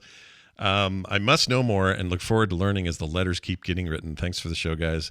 I look forward to it every week, Justin. So somebody's looking for some lore, John, and I don't know how willing you are. Why is it always a different person writing to her, but always her writing back? Like, there's so many good questions. Yeah, I know. If you think too hard about it. Why did Seth Meyers steal this bit? There's just more questions. Oh, yeah. Do we have video of that? I haven't seen it. All I heard was Scott say they're doing it. Yeah, speaking of punching down and punching up, Seth Meyers' Late Show apparently out of nowhere started doing like Dear Martha themed stuff with the music we use and the tone and all that. Now, I haven't heard it either because I don't want to be sad. Because, I want to talk. We need to sit down and have a 3-on-1 conversation with whoever's listening in Seth Meyers' writing room. All right? I know you want to get ahead. Yeah. I know you have a career. But, dude, we have so very little, and we have so very little talent, and it's pretty not fair if you just take this shit and put it on a nationally syndicated program. I agree. We're not taking you to copyright court, but... Sir, I hope you don't get a legendary in a loot box for the rest of your life. I'm not mad. That's shit. I just need a job. Yeah. That's all I'm gonna say. Or at least just say I just need a job. If you are there, hire us. I don't want to work on. I don't want to work there either. I don't want to work on a show. I pass. Here's what they should do. They should just at least acknowledge it. It's fine. All I want is Why do you want this job? I'm desperate. I fucking need. Oops, sorry, I need money. I gotta work on your show, Seth. I swear it'll be good. I want them just to acknowledge it if it's true. If a writer did hear it and got inspired, just acknowledge it. Like, do a tweet. Is it Martha that says, or is it a different name and just the same music? Like, that's the thing is, like, look, I didn't And it's come a up video with the game. bit. I think Justin Robert Young might have been the first person on the network to do it, or So, you did. Dear Marthas are not new. No, but making fun of Ken Burns isn't new. But I am the one who picked the name Martha. So anytime I hear Martha, I go, "Oh, where'd they come up with that?" Yeah. We picked Martha? I think Yeah, we picked Martha. Well, John picked Martha. And is it are they doing reviews of some kind? Well, all right. So here's what we need. I was too chicken to look it up because I didn't want to be faced with it. If anyone out there has a direct link to what this is, please send it. I searched for Seth Meyers and Martha, and all I got was him and Martha Stewart eating pizza. So there you go. Yeah. Apparently, Dear Martha transplanted from TM. I don't. Were we just like joking around one day? Like it might be in my diseased imagination. I thought I cracked a joke about it, and John took it and made it gold. Well, we did do some. We were. I did. Like, we jammed on it live on the show. Heard it because Scott, you used to play that music before we even did it. Oh yeah. I think you did it over something else, but it was always just like, like I said, I thought I stole it from Justin Robert Young. I thought like you played the music at one point, and he was like, "Dear Hillary," or whatever it was. Thing. Yeah. And it just eventually became Dear Martha. It might have been, yeah. And if it's only Martha because to me that's my go-to like old person name. It's not even a Batman v Superman thing. We're not claiming authorship on the originator of this thing, though. Like, let's just be clear. We're not claiming we're the first people to make Ken Burns. We're the first people to use that music. Yeah, whatever. We have our own original little thing here that we do every week for years, and people love. And it's for Steam reviews. So maybe if they're not doing Steam reviews, maybe they're doing letters to Trump. Or whatever. Fine. Yeah, it's probably something like that, is my guess. If it's like product reviews or something like that, then I'm like, okay, I mean, come on. Like, I don't know. Give us credit is all I'm saying. saying. Hire John to read the letters to Seth or something. Yeah, he needs money. Yeah, John needs money. Yeah, that's all I need. I don't care what anybody does. Just give me money. Yeah, imagine like that's my policy on everything, not just Dear Martha. Like maybe not money. You can pay him in dental work, like whatever. That wouldn't. A good dentist? Send me that way. Yeah, I don't know, but if someone sends us a link, that'd be great because I'm checking to look. I don't want to go look, but I'll look at a link if you send it. Here's a final one for Bo. Bo, some VR recommendations from Dillweed. Okay, a guy named Dillweed. He says, "Hey guys, I just want to suggest." By the way, Dillweed. I'd love smelling some Dillweed in VR. Is Dillweed a real thing? Is that the thing? It's like a dill smell, it's a real thing. Like a pickle, right? Kind of a pickle. So I don't really know. I'm just I might be wrong. I'm like, it's a real thing, but I don't actually know. All right. Well, Dillweed says, "Hey guys, wanted to suggest a hidden gem for Bo to play. It's called Lone Echo, and it's an absolute must-play VR game after Half-Life Alyx. The mechanics alone feel absolutely fantastic. The feeling of floating in zero gravity is oddly satisfying, but never caused motion sickness for me. You can grab nearly every object and pull on it to launch yourself through the ship. There are fun puzzles and obstacle. Obstacle-like courses, areas to navigate through zero gravity." See, Seth Meyers, you're missing out. This guy's great. Yeah, he's great. He's our comedy guy. On top of that, the story and the attachment I had to the main character was one of the best experiences I've ever had in a game. You do need an Oculus Link, and the game is only available in the Oculus Store. You might not need the Link, though, now for the 2. I think the 2 might have this game natively. But Bo plays a lot of stuff on Steam, so he could do it there. I'm both. I already have a Facebook account. I merged my Oculus and Facebook account, so no new passwords. It's great. Yeah, it works out all right. Says, "I know how much Bo hates using anything other than Steam, but I think this game is totally worth every penny at $20. You don't hate using things that aren't. Well, you just don't like. I don't know. What do you like? I like all the platforms. I don't like having passwords. Oh, like I don't like 100,000 passwords, and I don't like a system tray as long as a porn star's member, all the way across the bottom, full of your apps, please. No, I completely understand that. And I'm with you there. I don't like having that either. I love a unified. I mean, I don't want one password, one thing for everything, because if that ever got hacked, you're screwed because everything gets hacked. But I do like less stuff. I use one password and I really like it. I would recommend that to almost everybody. Yeah, I mean, I'm not going to talk about where I store my passwords because I'm scared as shit of hackers. Like, I have a dinky website that's constantly under attack. My emails are constantly getting hack attempts and all this shit. I don't know who or what it is. I probably signed up for some website somewhere that sold it or got, I have been pwned.com. I'm on like 15. My email address is on like 15 lists. Like I think every hacker on the planet has my email, some old email password combos of mine. I get constantly attacked. Oh, for a second, I thought you meant you owned pwn.com, and I was like, wait a minute. I don't think you own that. No. I've been pwned.com. That's where you go to see if your email has been pwned ever. And it's a good reminder to change your password when it comes up. Yeah. So those lists get distributed. Like I'm telling you, I probably have every grody ass site I've ever visited in the past 20 years probably has been leaked and is on a list somewhere. Good luck finding it and all that. Y'all need to just make sure you're doing. You probably do 2-factor on almost everything, right? You got 2-factor. I do 2-factor on things that matter, right? Like, but do I do 2-factor on? I don't know. I shouldn't like Epic. Like, no. Like, I don't care. I do 2-factor on everything. Have fun with my Epic account. It's got 3 games on it. Actually, I don't think Epic. No, they do. They have 2-factor. Most do, but yeah, 2-factor. Yeah, I think there's 2-factor because I get emailed or something. Yeah. But it's like whatever. You sign up for a demo, like Magic Legends or whatever, right? I signed up. Oh, right. Whatever company that makes disappointing Perfect thing. World or whatever. Yeah. I don't know. Who knows? There's an account there. Someone gets it, and they try it somewhere else, and I just know I'm on a lot of hacker lists.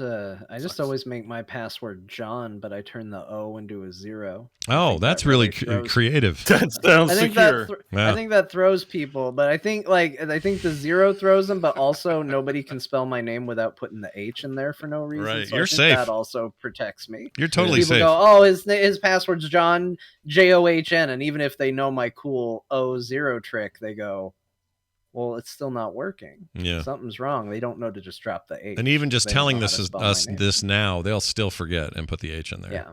Yeah. And if it has to be longer, I just press the 1 key as many times until I hit the length that it needs to be. Oh, that's pretty good too. Yeah. Yeah, I think because that's a lot of numbers, and people, anybody who's seen a movie knows passwords are just letters. Yeah. So and on those things where it says your mother's maiden name, you just put John again, just John. Yeah.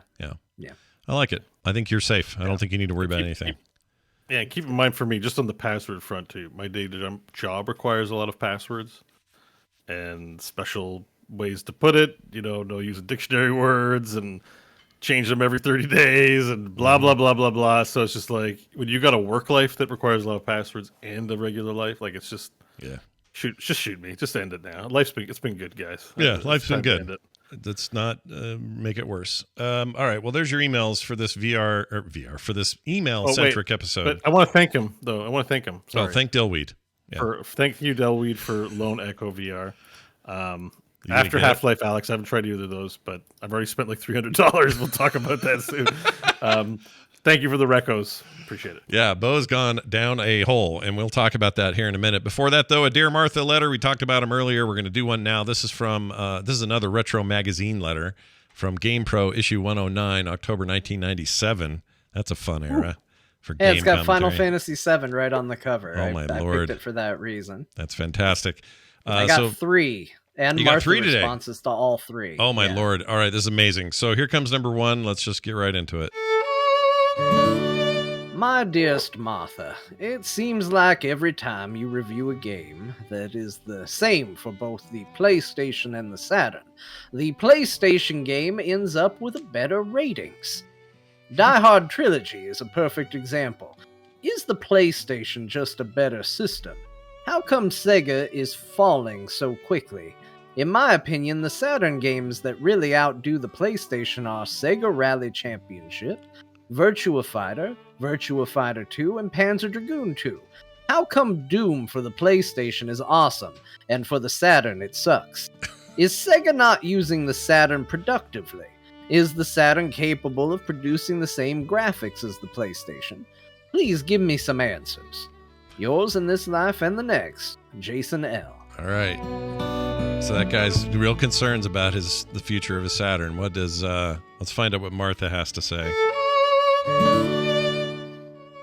Jason, think about it. The PlayStation can handle video cutscenes better. Check out the opening of the 2 Independence Day games. And it can process polygons more smoothly.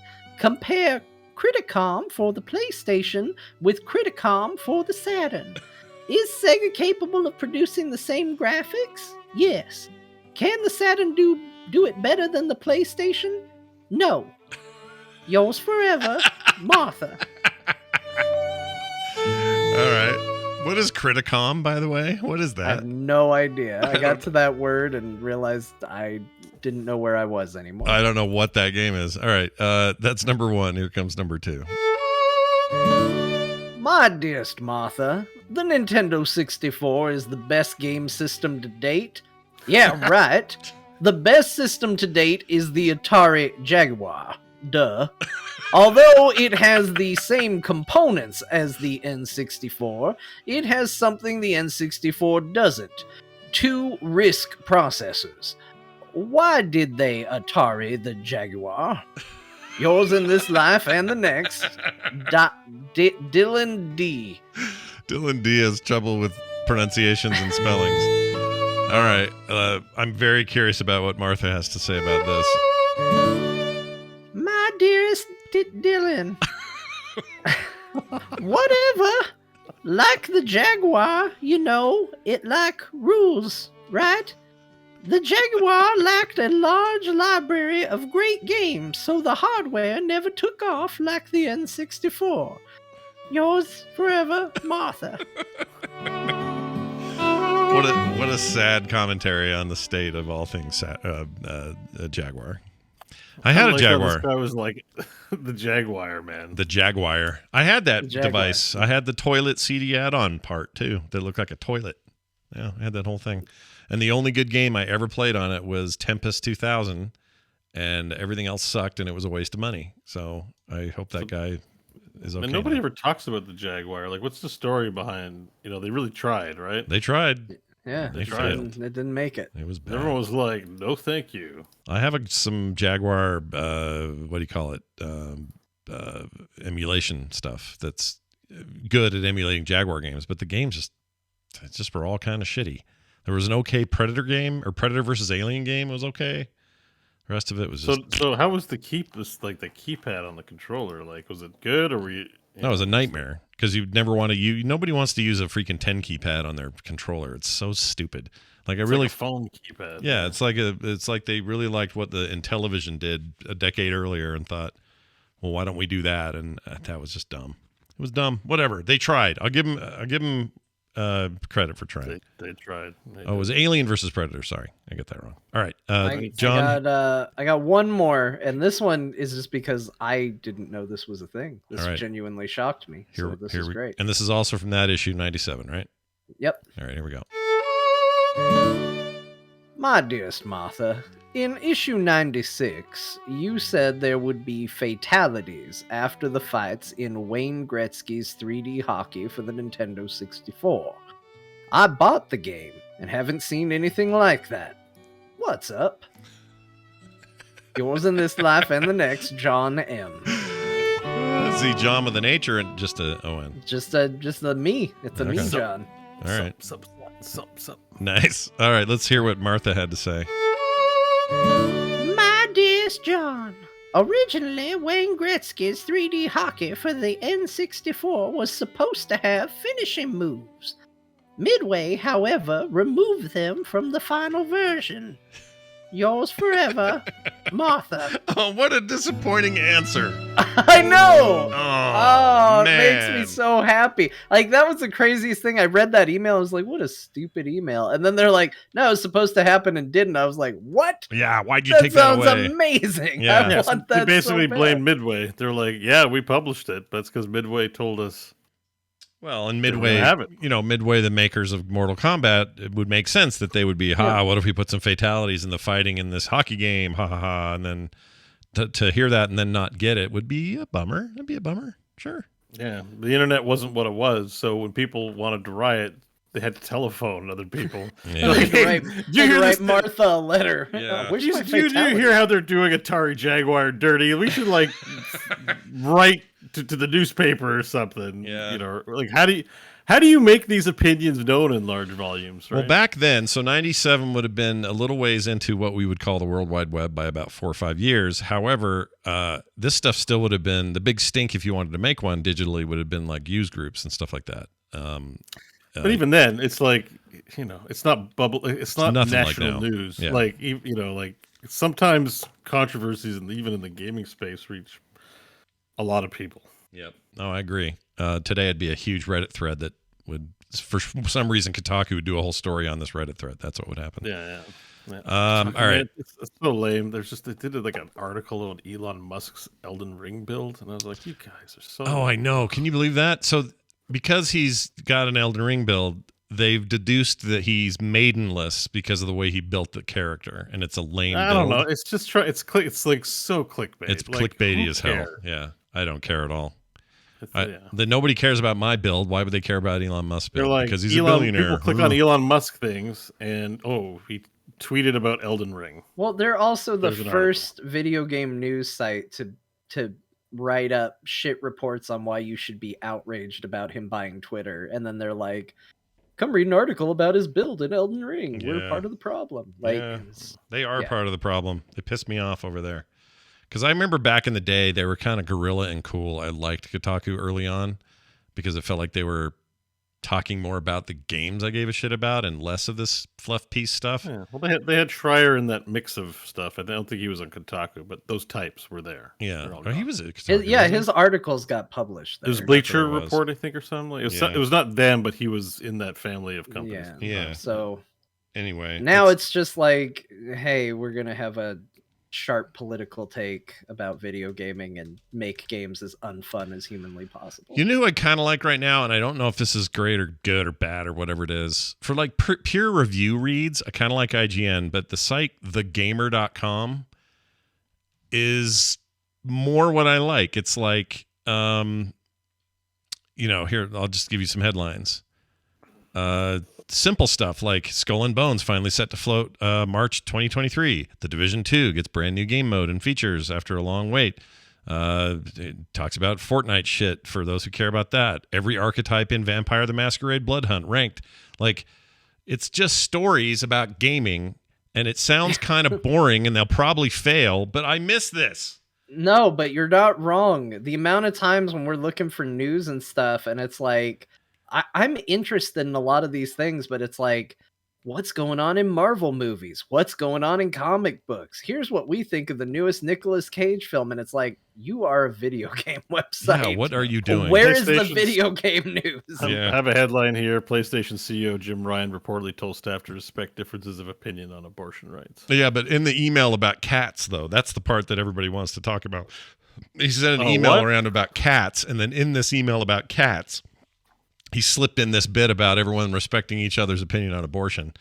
And The that's somehow movie? news. The news part is not even...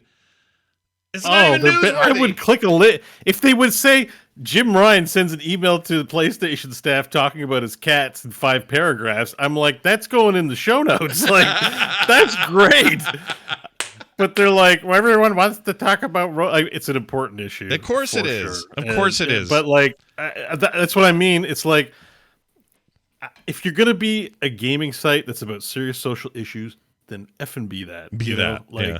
I don't like reading about what some streamer said in some trash thing, and then here we're gonna Also, switch I'm it up sorry, now. but every company, not every company, many companies are issuing memos this time of right now in this very moment saying things like, please respect each other's views and keep things civil here in the office. This isn't news. There's nothing about that that's news, except it's PlayStation. Literally every company is probably saying that because they want they know people have differences of opinion. Of course. And they want everyone to get along. Like, It's HR. It's normal. you want your employees to get along? Yeah, What kind yeah. of Well, like company they're is just this? trying to drive outrage, and so that somebody who's like if you're pro-life, you're going to be outraged for a different reason. If you're pro-choice, you're going to be outraged for a different reason. But the only reason that's news is to get people fired up. This is a Wendy's. Make the damn burgers for the customers, or go home, take a day off. Like, don't give a shit. Do it on your own time. Like, sorry, not everyone who hears is gonna like this. I've been a lifelong manager. My job is to tell people to shut up and do what they're doing in the polite, diplomatic way. Yeah. But do not, people have differences of opinion. You're at work to work, and you're at work to get along. That's right. And when it undermines what everyone's there to do if you get into big debates about things that don't matter. So There's a good friend who listens to the show, but is also a bit of a higher up at a news organization. He's right now his ears are going, oh, wait a minute, what are you going to say? I'm not going to say his name, but I would love for him or someone like him to come on here. I don't know if they can even do this, but just talk about this shift in chasing the chasing links and chasing hype instead of just straight up news stuff. You know what I mean? Like, what is it about and is there any turning back? Like, is this genie out of the bottle and this is how it is forever? Because everyone's got to get your attention the way they got to get your attention. Like, yeah. It's like mobile gaming. It works. That's the shitty part about it. Like, it's just like how we feel about that. It's like, oh, but we care about passionate AAA video games and all that. Okay, great, but that's not what's getting clicked on. Yeah. The problem is revenue. The problem has been revenue. Like, you could always say there was bad media sites. You could always say, like, whether it's newspapers or whatever, journalistic integrity would probably vary from institution to institution. That's why you have, like, the New York Times is an institution. Yeah. Well, like, right now everyone's starving. It's like the Netflix. Like, everyone's just trying to eke by, and they can barely eke by competing with private Substacks. Yeah. On press content. That's a good point. And they're the best they can do is continually cite Joe Rogan's podcast ad nauseum when he's just like some noob like the rest of us, like that he doesn't know anything. Like, he's probably wrong about half the shit he says, just like I'm wrong that pee is blood or something like that. You know what I mean? Like, but CNN can't help but the second time they're like so confused. Yeah, but like, they can't help but report on him because more people care about that than care to watch it. You know what I mean? Yeah, and it's like, no, that's right. the state. They can't say, like, we won't debase ourselves. We can't hold ourselves, no matter how bad the money gets. We won't debase ourselves because then they don't exist. They'll starve. Yeah. So because there's no standards, and you don't want government involved in state-run media, even though in Canada we have state-run media. It's called CBC. Oh, I didn't know that. The Commonwealth, there's a BBC and in England. A lot of the Commonwealth countries have state-run media. Yeah. And there's rules in place because we are a democracy. But still, if you don't trust it, we have private outlets. Yeah. But the private outlets can't make money unless they can't compete with Twitter. Yeah, they got to go. They got to go. Inflammatory. Twitter can't make money, apparently. Yeah. You have to be willing to pay for the news. In some fashion. It was supported by the ad revenue in TV, I think, for the most part, and everything's just disrupted. Yep. And someone's going to figure it out. It's not going to be Elon Musk. Somebody's going to figure out how to get to a return to journalistic integrity in the internet, but we haven't found it yet. Yeah. It could be somebody. Good ideas. Maybe he'll hire somebody that'll figure it out. I don't have a problem. I mean, no also problem with that. step one is we got to get people ready to experience it. Yeah, that's the other thing. Right now we have a real binary culture of, I'm on this team, I'm on this team. Did I get points today in the news, or did you get points today in the news? And like, when you get right down to it, so much of it's just bullshit. And it's just like, I don't really care what the issues are, who they're impacting. I just want to know if my team's winning. Like, this is how it feels. Yep. You hate to see it. Sometimes people have to have it out, but you don't want it to get there. Yeah. You know what I mean? But if we're just going to keep polarizing, that's what's going to happen. And then we were like, oh shit, this is really sad, and stop. But yeah.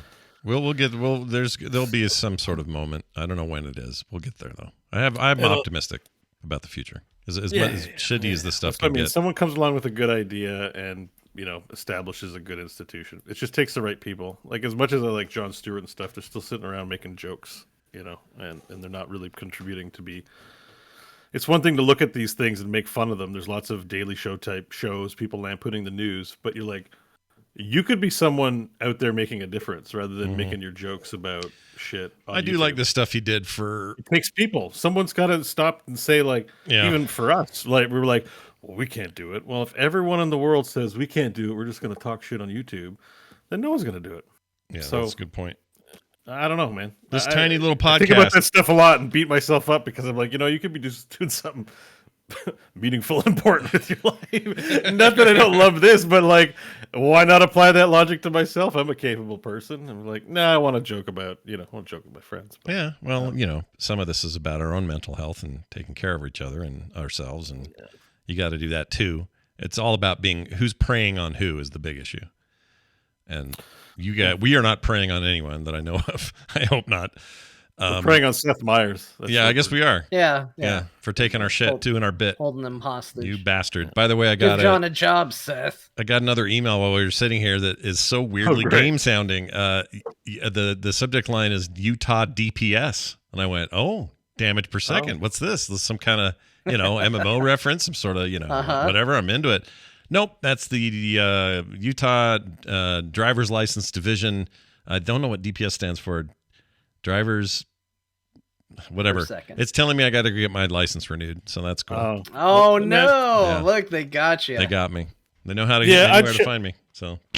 Chat room's just saying John Oliver's pretty good. I watch John Oliver. I like him. Oh, John Oliver's Yeah. great. Yeah. John Oliver's I great. think, I think that one of the differences to kind of what Bo's speaking, not to say that he does this every week, is that he does pull stunts that demand action of some kind. What? Do I? Not you, no. No, not what oh, you no, say, no. but like saying, Sorry. like, don't just sit there and make jokes, do something about it. Like every now and then he will do a stunt to try and encourage something to happen. Yeah, Not- I would not say every like time. John Stewart He's went just really as guilty as telling jokes more often than not. As Sure, Well, he's sure. doing better now. His new show, The Problem, is actually he's in. I don't know. He's It's good, but not what I'm being just saying about is jokes. what He's impressed me talking about about him, like I think he's funny and and the he Daily went, Show he was went for the great. vets or the firefighters. Yeah, that's what I'm talking about. When he Yeah. did that in New York and really went to he was like Yeah. talked before Congress and all of that. Like that was a legitimate effort Yeah. from somebody who could do something and contribute and all of that. So I'll never decry him for that. And the fact that No. I'm not saying that. I'm just saying, if the point is just if we're all like somebody's got to do it, yeah, right? And just that's like, and you can't. The excuse, well, there's no money in it, only holds so much water. When you're like, well, it's important. yeah. It's like that's why we don't want legendary pork chops, right? It's like we have standards about how we're going to organize our community, and like integrity in news is something everyone can agree with. Yeah. They But may every not once know in a what it while, looks like, but every once in a while, I go, it's Gen Z. We'll figure this out. And then I remember my son is in Gen Z, and he left his phone in a public toilet like a week ago. So I don't know if I trust Gen Z. all right. Speaking of public toilets, Yeah, is let's toilet get to time? it. The games we played this week. No, Oh, no. I don't think that's Oh. what Bo was What- asking what for. are I you think gonna he was say? asking for a break. Oh, you want not to take a move break? our All right, show we're along. gonna take a Speaking of public. public toilets, video games. We're gonna take a public toilet break. When we come back, more. So stay with us. All right. So, Bo, we're recording again. Let me actually make sure that's true. I might be lying. Oh, hello, I'm back. Yep. I'm happy to see someone in the chat Oh, has we're back. also had jets. That makes me happy. Oh, that's good. I want jets. We don't have jets, but I want jets. I would eat might have jets to if get I could that today. get jets. Can you get a private jet? You can get a private jet. Yeah, they'll bring it straight Like to your when you- house and Yeah. get it right on your privates. I'll have a private jet, please. Yeah, private Just walk in jets. and be like, can I get a private jet? You know the band? You remember the band, the Jets? Do you remember them? How do you ask for a private jet? Oh, I remember don't know. Benny and the Jets. Well, that's I a remember song. the Winnipeg Jets. Well, the band, the Jets, used to sing, "I got my heart set on you." Something, something, do. It's an 80s thing. They were formed about 15 minutes that direction from me, and their family still lives there. Yeah. Wow, cool. I got my, how's that go? Got my heart set on you. I got my heart set No, not You're that. a Different song. Jet, you're a jet for life, right? No, That's it's how not it it. goes. I got my heart set. So, there's a thing I do to I my got- stepkids that bugs the shit out of them, Scott. Have you ever done this with any of your kids? It What? makes them so mad. What? They like to sing like little radio jingles that they hear, Yeah. and I will always join at the end. And you know Red Robin, how it goes, Red Robin, yum. Yeah. So they'll be singing some other jingle, and I will add the yum to any jingle that they do. It makes them so irrationally angry, Yeah. and thus feeds my fire. Yeah, it makes you want to keep doing to it. do it. Yeah. It's my favorite thing. Just throw that at the end of anything. We did. I would do something Definitely similar, make except people it was take whatever song they were singing and ruin it with my own words. So they'd be going. Yeah, well, that's a good one too. Yeah, they hated that, and I get real loud about it. And the more they mad they got, the more I'd do it. So it's a dad's prerogative. We're allowed to do this, and should do it. It's a good, healthy thing to do. All right, back to we're gonna get to these. Where were we here? Oh, games we played. Shit, we're all screwed up today. Okay. I played a lot of the same stuff I talked about last week, so I won't bring those up again, except to say Rogue Legacy 2 is probably where I spent most of my time. I'm here to tell you that game is badass and great. And, oh, right. I played some of that too. I didn't put it on my list. Oh, you should have, because it's so freaking good. Those guys nailed it. They not only nailed what made the first one special, they added on it in almost every way, and I'm really making progress and loving it. Just loving that game. I love that game. I'm not going to call it Game of the Year because people will give me a hard time. But maybe at the end of this year, Game of the Year. You know you want to do. It'll probably be my roguelike of the year. That probably won't be hard. I think I'd give it roguelike status right now. But I'm so looking forward to Game of the Year this year with all the talk of what Scott's lists are going to be. Yeah. It just makes me so happy to think about what it'll be. It's really quite good. So play it if you haven't. Rogue Legacy 2, available everywhere but PlayStations for some reason. Don't know why. It's on Xbox, it's on One and X and S, it's on PCs in numerous places, it's on a Switch. I don't know why PlayStation's getting screwed on that, but hopefully I'll get it soon. Okay, Escape Simulator. Picked this up for $11, I think on the air while we talked, didn't I? Maybe. Don't remember. I don't know. It was some show we were on where I bought it. I may have been TMS, but I bought this game called Escape Simulator, and I'd done my first escape room in Vegas a couple of weeks ago and really enjoyed myself and thought, are there any good video games that kind of capture that? And it turns out everyone's recommendation was this, plus it was only $11 on sale. I think it might still be on sale. They're doing a special right now with a ton of workshop support and people putting their own escape rooms in there. Plus they've got a bunch in their own campaign that are just included. And it's a first person. This would be really great in VR. It's not currently, but first person game. Here's one that I would take the smell for. Escape rooms have a very distinct smell. And I feel like the growing smell as you and your friends are locked in a tiny room is part of the experience. Yeah. Part of the experience, yeah. Little BO. There was another one, Scott. I want to hear more about this because I actually really like escape rooms too. But you reminded me that I almost picked up a game called We Were Here Forever, which is listed as an escape room type game, but it's a online. I think it's co-op only because everything about it says co-op. And this game looked really interesting. But I think it just might be a thing that you have to do with a friend. And apparently it's part of a whole series of games, but it looked cool. It looked really compelling. Well, I would check that out. Sort of idea. Yeah, I feel like I've seen that name, but I didn't know what that was about. That sounds interesting. Well, this game is what you think it is. You are put into these rooms. They're really nicely themed. Right now I'm showing one that I just finished. Well, finished a while ago now. But it's a room full of Egyptian stuff. So like all of it's themed with Egyptian things, even a couple of books you need to reference to get some symbols worked out. And the goal in this room is to figure out what the crap you're supposed to do and get out of there like you would expect. I just really like how it plays. Really good on a controller, by the way. You can play it with keyboard and mouse, obviously, but I think the controller support is actually really strong. I should probably not show this guy playing because he's giving away some of the stuff.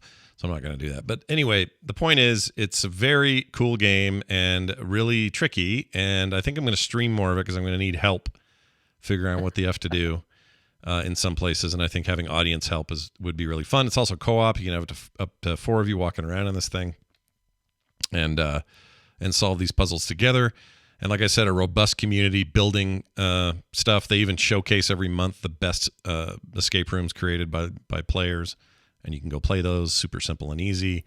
Making stuff is simple, although I haven't done it. But it's challenging, rewarding, really smartly designed. And the rooms themselves are the big showcase here because there's a lot of really cool stuff going down mechanically, visually. Outside of the room, the main menu, you almost think, is this like low rent UI? Like, what are we doing here? It doesn't seem all that impressive. Your character models are kind of simish, but not in a good way. It's hard to explain. but once you get into the game, it's super immersive and very good, and has really good reviews on Steam. So anyway, Mention if it was Have to check multiplayer or this not. out. yeah, it's multiplayer co-op, and you can have up to 4 of you in there, and plays really well in that regard. Because I do love escape rooms. I discovered them right before COVID hit.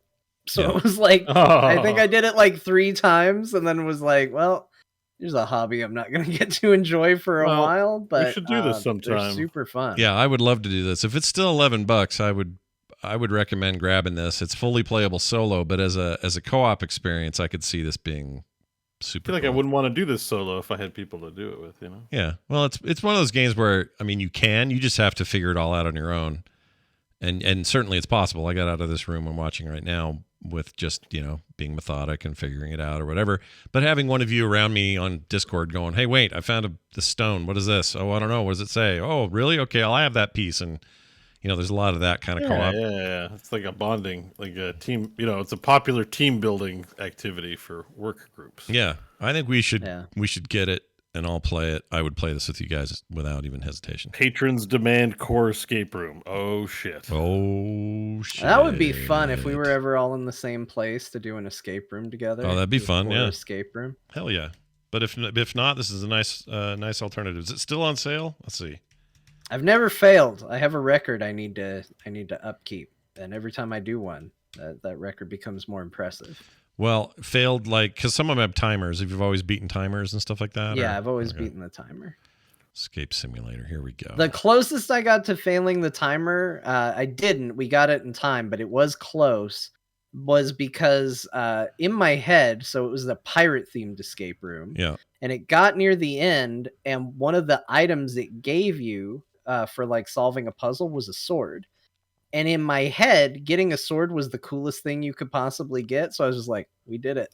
Yeah. And I just stopped trying to solve puzzles. And all my friends, like, time is still ticking down. And we were down to seconds. Like, that one got close. Yeah. And my friends were like, use the sword. Use the sword. I'm like, I got the sword. I was just so jazzed to have a sword in my hand. I didn't realize that is not what we were after. The sword was a key to another chest to get the final item. But, I got over my pleased feelings of owning a sword temporarily and took the shitty gem or whatever it was that you had to get at the very end. Sword is way cooler. If you're setting up an escape room, just some advice. If you have a sword and a shitty gem, the sword should really be the thing that people are happy to get at the end because it's way cooler than the gem. I tend to agree. Yeah. Oh, you guys just watch this guy find a token I could never find. This bastard. All right. There's also Spoilers. Yeah, you're getting spoilers. Yeah, I don't want to. Well, it's a room I already did, but the point is, it's very cool. I like this review of it. Good maps or good game, but community maps can vary wildly from what in the F is this to, oh lordy, the escape room inceptioned me. That to me is a selling point. So anyway, that's kind of cool. Fun and relaxing if you're only by yourself. This other guy says really fun with other players. It's not on sale anymore. It was $11. It's back to 14, but I think totally worth it. I like it a lot. Okay, so I played a ton of that. What else? Mentioned Rogue Legacy. Oh, okay. Here's the weird thing I did this week. I played a bunch of Borderlands 3. And you might say, Scott, why'd you do that? Tiny Tina's yes, thing. I will ask you that. Why? Well, Scott? here's the Why? main reason. I got a code for free. And I went, I should probably play this. And this is a while ago I got this code. Yeah, what's in the arcade? Oh, let's check out that new machine. Yeah, check out that new machine. So I went over there, popped a quarter in, and played the game. And here is my two numbered review take on how everything went. Okay. 10 out of 10 for loot and shooting. Real good. Better than the game's ever been. Young one shooting. Yeah, shooting shit and looting shit. Perfect. It's great. It's why you love Borderlands in the first place. It's why it's the OG when it comes to this stuff. It's very good at doing that. The story, 3 out of 10. It's dumb. Ooh, yeah. Super dumb story. Yeah. But the truth is, I don't really care about story in these games anyway, it turns out. I really do care mostly about the loot and the shoot. So, I didn't play too much of it, but the villains are like Instagram models. Yeah, they're like running streams and they're influencers. Yeah, they're trying to make fun of influencers. I just don't think it works. It doesn't stick. It sounds like the ideas they do in Wonderlands is better, but it's okay. Like, it's not the worst story I've ever heard, but it's not anything special. But they really improved. So my last experience at Borderlands was 2, and the shooting is so much better than 2 was. 2 is, serviceable, and it got the job done, but the shooting's so much better in this third one. And I know I'm late to the game, so this is all old news to people, but the way loot is shared and taken care of and just handled is all better. I'm having fun in there. I'm having a good time, and I didn't think I was even going to play this game. I figured I'd jump. Borderlands 3 was a well-received game. Yeah. Like for the shooting part. Yeah, people liked it. I own it. I could play it if I wanted to. Yeah, but you got that other one now. You got your... Yeah, I got Tiny Tina's. Tiny Tina's tiny... Yeah, I've been waiting testicle. for people to play with. Maybe I should just grab that? I don't know. Nobody seems to want to play. I'm surprised you have it, John. I didn't realize you got it. I have it. Scott's about to have it because we just got to actually. put a little more peer pressure on him. John's seeing it's challenge. no Vermintide or Dwarf game, which we could play that too. We should make an appointment. I feel like you guys are very busy with your adult lives. Yeah, there's I'm a lot not as going busy on with my still. man-child life. Sure. But there's more. Yeah, you're right. Well, I miss playing games with you guys after playing Demio yesterday with you, which I'll talk about. I decided we need to play more Demio. Demio's amazing. So Demio's this started out as a VR only game, both on PC and standalone like Quest devices, and I'm not sure where else. I think that's it.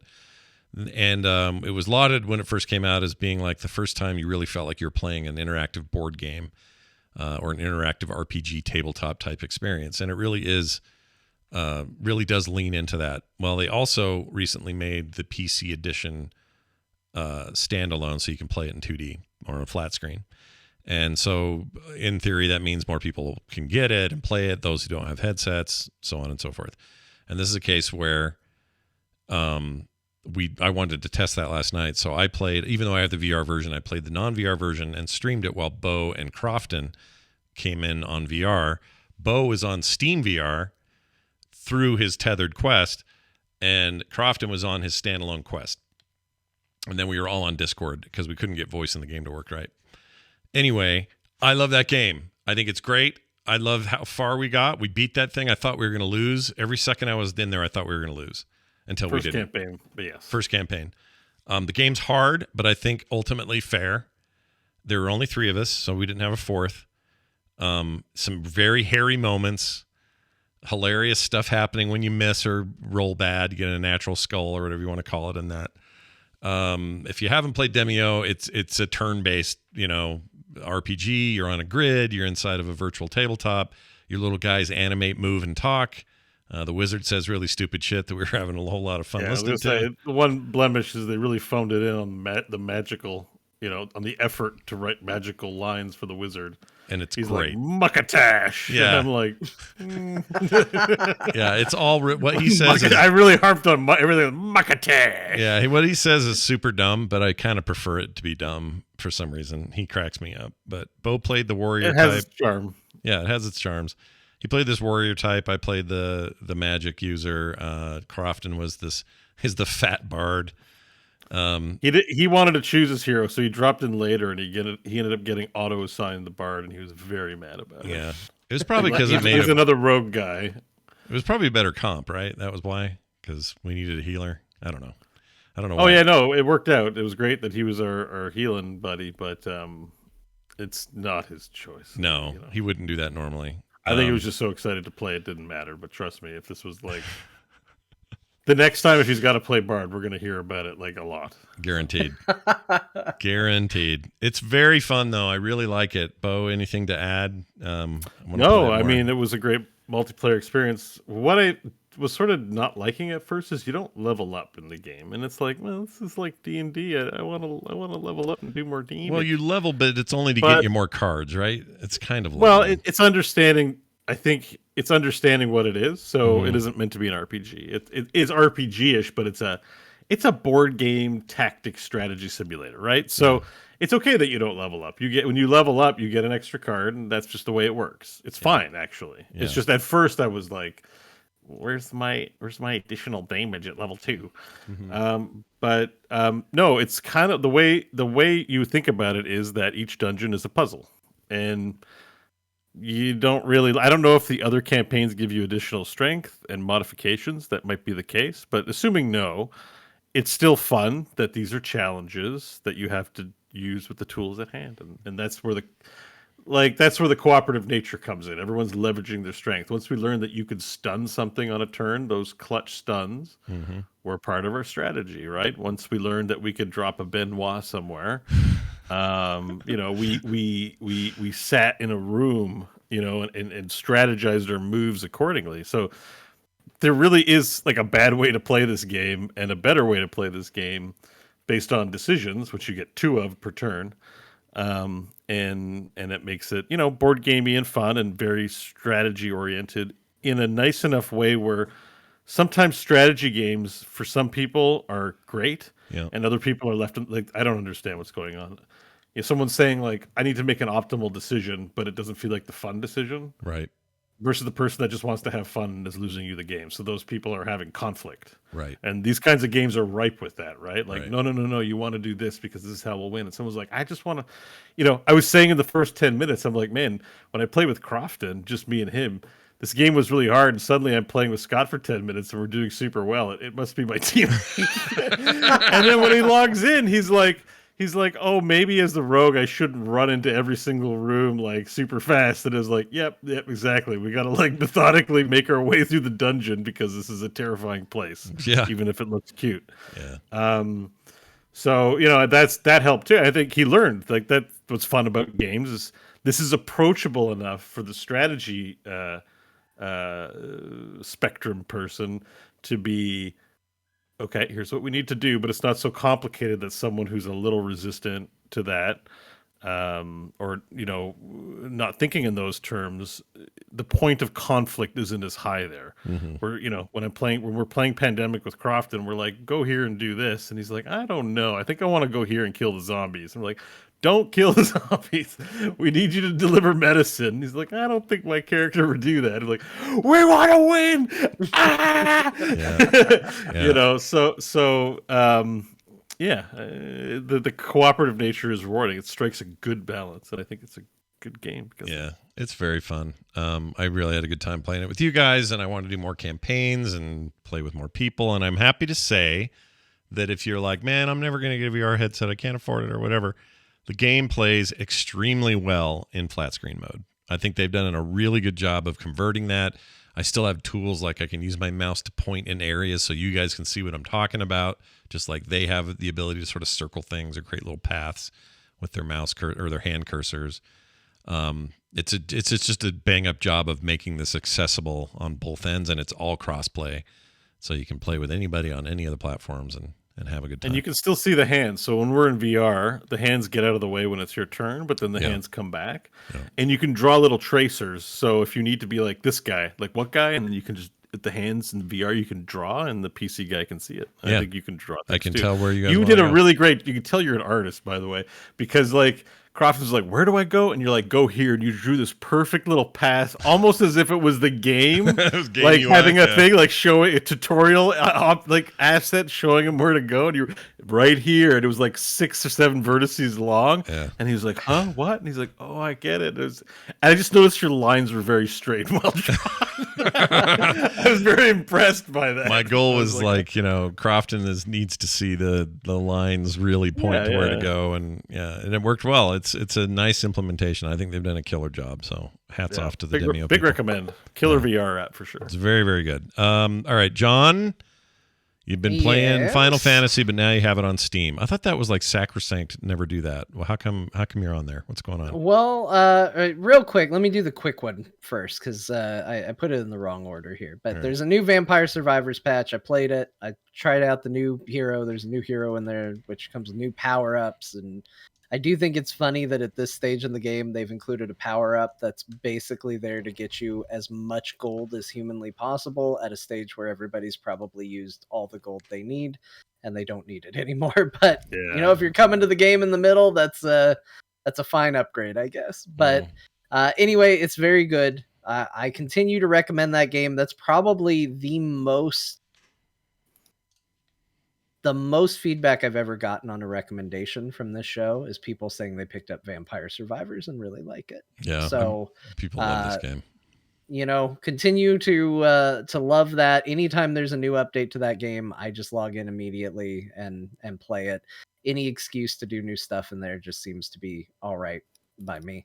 But yeah, I started playing Final Fantasy VII in my continuing quest to play through all of the Final Fantasies, at least the main numbered ones. I am playing it. I'm playing sort of the Steam version, so I learned very quickly that in my head I was like, well, Final Fantasy VII is like the golden child of Square Enix. Surely they've done right by that franchise, as it is considered, so beloved by so many. Yeah. And upon launching the PC version of this game, I discovered, oh no, they're just as shitty towards Final Fantasy VII as they are to Chrono Cross or any other property of theirs. They just want to make money off a shitty port of their game. Yeah. It did not play well at all, base game. I had technical issues. I couldn't get the controller to be recognized and had to jump through hoops to get it to even recognize the controller. Then the audio wasn't working right. Then, okay, I got the controller working, but I couldn't use the D-pad. I had to use the analog stick, yet I only got 4 directional movement off of the analog stick, which is just extremely weird. And it was just a mess of a version. And it was enough to where I was like, okay, there's a bunch of little things that I want to fix that I will go and I will look at how to fix, because I've committed to doing this. And I discovered a modding tool for this game called Seventh Heaven. And it is basically anybody who's played WoW, it's just like an add-on installer for WoW. Like you just go, it's got a little database of mods you can run. And I have now picked up 5 mods for the game total. Basically battle models, field models, battle textures, and field textures. And then most recently a mod to let the game run at 60 frames per second. And then on top of that, the Seventh Heaven mod thing in general, in and of itself, actually has a few features built in. You can get away from the MIDI soundtrack. You can use awesome. full analog support based on it. It does a lot of the work for you just having it. It has gotten to a place where, Scott, you're showing some gameplay right now from like the default version. If you click the link that I put in the look at the notes. Seventh Heaven model. I'm almost like, I might play this. This is cool. Like, pull up what my gameplay looks like now. Where'd you put it? To this, it's in the show notes where we. Oh, I thought you put it in the Discord. Sorry. Yeah. All right there. Yeah.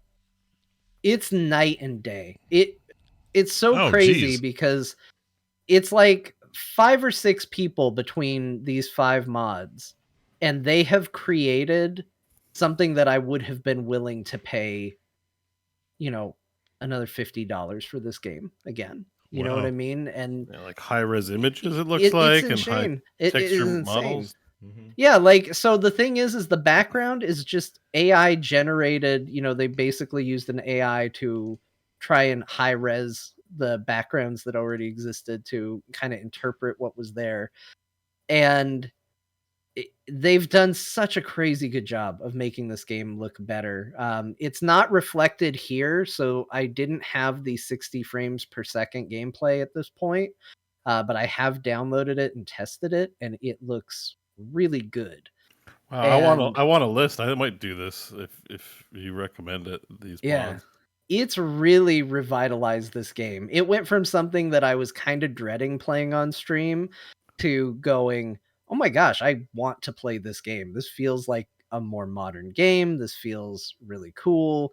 I like the way it's actually running and performing, and has kind of gotten me back into it. So I'm having a great time with the game now, but I had to mod it to get there. Like, the default version of the game is just so shabby and thrown together.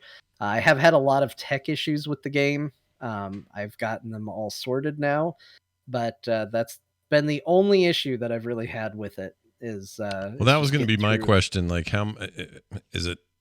It sounds like it's surmountable. Like, you've just followed the right directions and you're good. Do you have like kind of a guide you followed for what mods to install and make sure this worked that way and blah blah blah, or what? I didn't. So the what I did is I went to I was looking up popular mods and found the website, and that's how I found the Seventh Heaven tool, which is really good. Like that's the big thing I would get because everything is all encompassed in there. Like you get that, and it basically just runs. The only weird trick about it is, I guess the Steam version is not as easily modded. So one of the things that the Seventh Heaven mod does is it launches the game as if it was a CD-ROM game. In fact, I even have a notice pop up talking about, please make sure the game is inserted into the CD-ROM drive, which my game does, I don't have one. Right. Like, it's not there. Yeah. But it it's a little, it takes care of everything, but it's definitely a little janky at the same time. Mm. Needs like one of those ISO mounters, like tools or whatever. Yeah. And it's just insane to me how much 5 little mods transform this game, and really kind of frustrated me at the kind of effort that Square Enix puts into its ports, because you look at this and you're like, look at what these people did for free, what they've created. I mean, the only things that I would say I wished I could get from this game now at this point is I wish we could have, a modern soundtrack. The game definitely needs a new translation. There are some rough bits where I've had to literally just look at the chat and be like, what's going on in this game right now? Like the translation just is off. Including some very problematic stuff that doesn't necessarily hold up this day and age also exists in the game.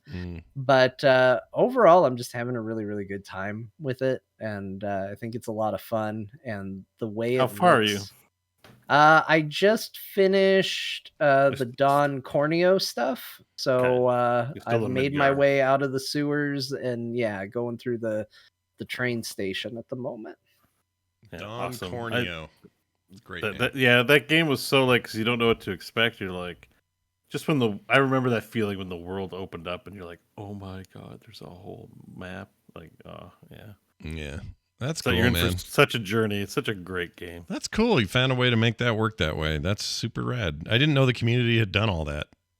That's news to me. I was surprised at how much work is done, and there's a ton of extra mods too. I wanted to go as minimal as I could, so it was just kind of the things that were important to me. Is I hated how blurry and bad the backgrounds were, and I saw how good the character models were, and I thought, well, I really like what they've done with them, because they've tried to base them off the artwork. So there's almost like a animated quality to the faces and stuff for it. So I really liked that. And then somebody in the comments for the video said, hey, you should really check out the 60 frames per second thing. It really does work well. And I downloaded that, and that was insane too. Like that felt like a different game. So I'm really enjoying it. There's lots of extra stuff in there. I highly recommend it. It's a little bit to figure out, but I think it's worth it. Okay. I love it. I can't look forward to hearing more about the best Final Fantasy. Yeah. We'll see. I'm ranking them all. That's awesome. I don't know what I was expecting today. I kind of thought you were going to go, yeah, it's not great. I never could get it right or whatever. It sounds like you've really nailed the sweet spot. Well, one thing I can do, you already had it. You saw it. Like that first day that I played it. Yeah. That's exactly what you would have heard from me.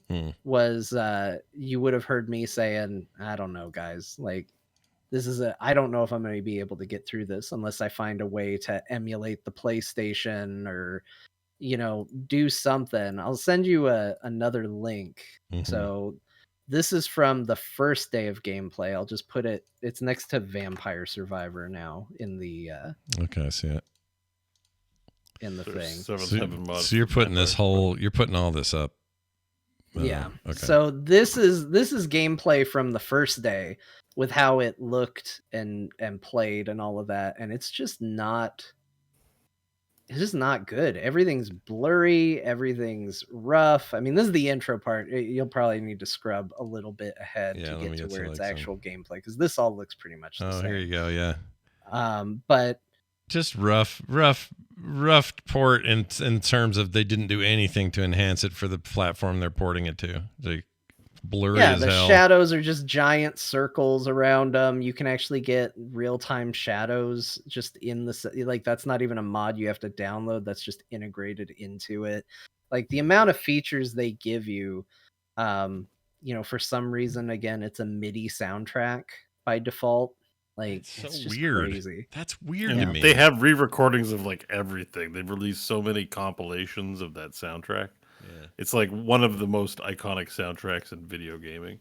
Yeah. Like back in the day when the internet with GeoCity sites, there were 500,000 Final Fantasy VII, media hosting sites and soundtrack sites. Like it's among the biggest soundtracks of the Final Fantasies as well, for good reason. Even Yeah. if you don't like the game, the soundtrack is so good. I can definitely see a massive improvement versus that other stuff. That's crazy. Yeah. And it's really a massive impressed. soundtrack too. There's like 85 songs that are all like fire. It's weird that they went MIDI with that. It's not like you can't. That's weird. That's really, really funky. Whatever. I guess maybe they're chill about it because they're like, we don't care. The fans made a thing, so we don't care. Yeah, we'll get our money. But that's the thing that bums me out is like you look at what fans are doing and the game as it's, if they would do these things, they could create a version of that game that they could put on any video game console that comes out from here till the end of time and it would be acceptable. Instead, they do bare minimum work and they have to continue to do bare minimum work every single time somebody wants it on a new system. Mm-hmm. So I think, to me, the better investment is to go, let's get a really solid, stable version of this game, cleaned up, good models, good soundtrack, better translation if there's translation issues. Put it out there and hell, milk it on every single console that comes out. There's nothing wrong with that, but get a good version of it. Just don't put out crappy quality. Milk it. That's what I like. Yeah. Put the milk in there. Milk it.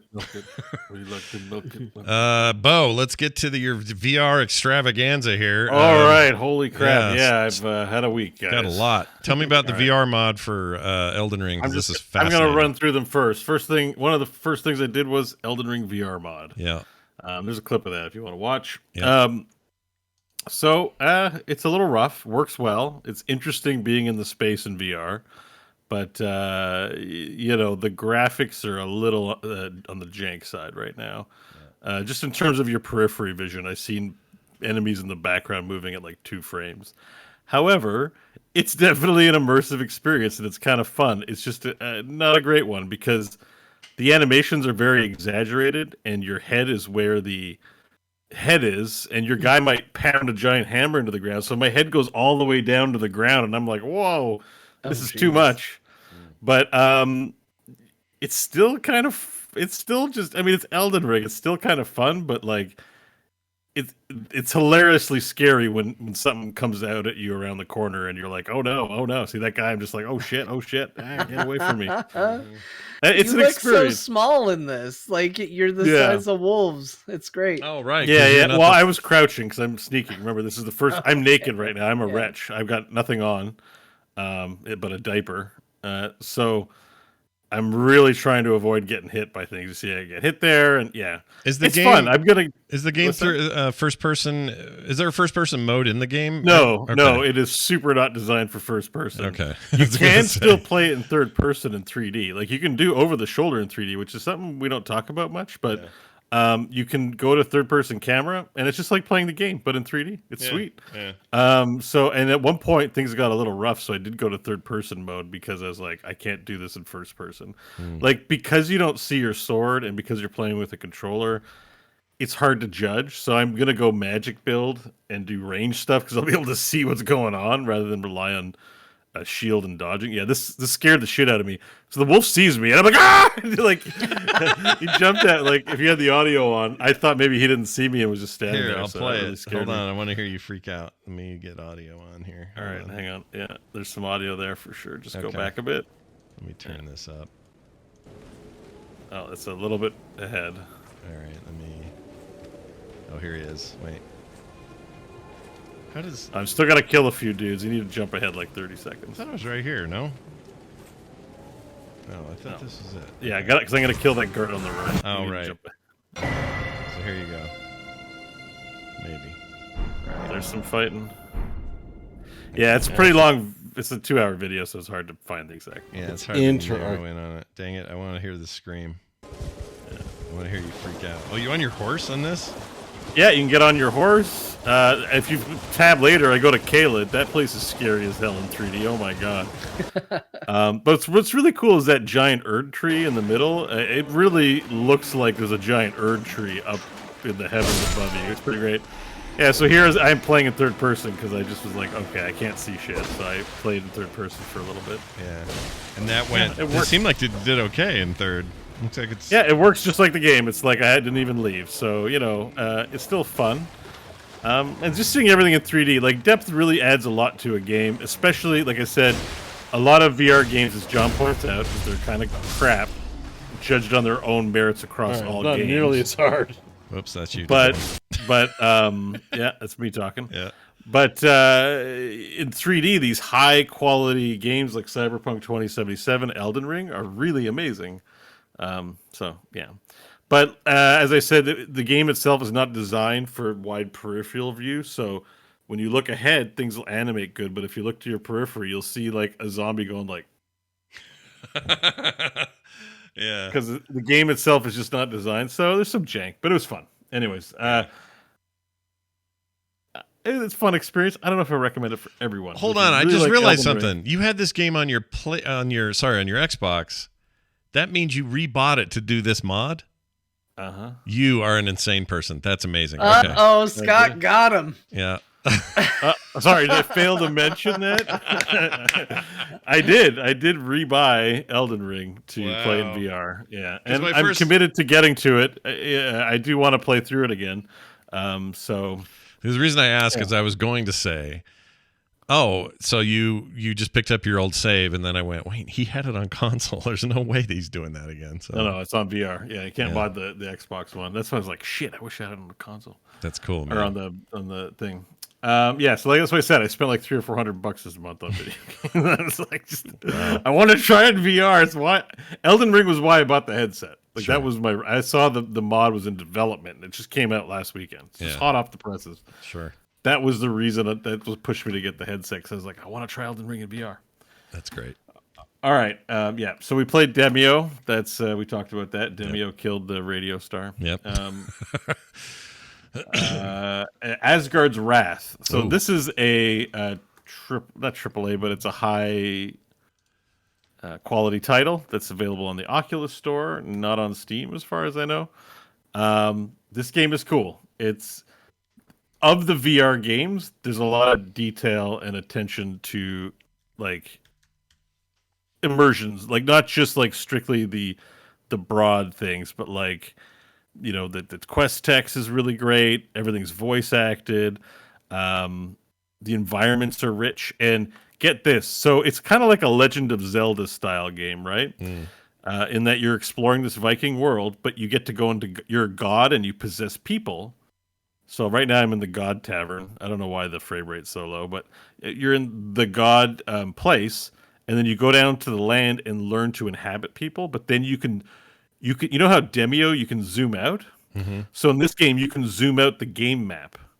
So it looks like a board game. So you're sitting in the world, but then you zoom out into God mode, and you can make bridges connect and like help the adventurer get places in God mode. Yeah. And you can make a companion. So I took a shark, and be careful not to squeeze the shark, or he'll explode and die. So I pick up a shark, and he's tiny in my hand, and then I give him a little sprinkle, and he turns into a shark man. So I got a shark man companion. And the shark man, I tell him to go bite things, and then he hangs off of it, and that'll open gates for me. And I can pick up rats off the ground and spiders, and I can put it in the shark's mouth, and he'll eat it, and he recovers health. Wow. And I'm like, this is what VR is for. I'm like, those little stupid rats that are hanging around dungeons that are just there for environmental flavor? Sure. They're actual mechanics you can pick up. I didn't like the spiders that much. I had to put a spider in a hole to unlock like this magical thing. Like, but you pick up the spider and he's crawling in your hands, and I'm like, oh, I hate this. And I put him in a thing, and he makes it. And so you're working for Loki. That's Loki there at the bar. Oh, and okay. he's giving me all my powers. So if you tab ahead, you might see Sharkman. This is just the intro here. Sure. But but it's really rich and finely detailed, and it's a high quality experience. Yeah, this that looks like a leverages real the- game, like a video game. You know what I mean? Like, yeah. You can pick up things and eat it. It's a full adventure. I'm gaining powers. You swing a sword, and I'm about to go into God mode. Has a full you know what it looks like is that Ubisoft game. the one John and I really liked. Angels and Fly Valkyrie. Phoenix Rising. Phoenix Rising. That's it. Yeah. So the menu reminds me of Phoenix Rising. It's this the maps are like just these cool, richly detailed, like crazy, extravagant.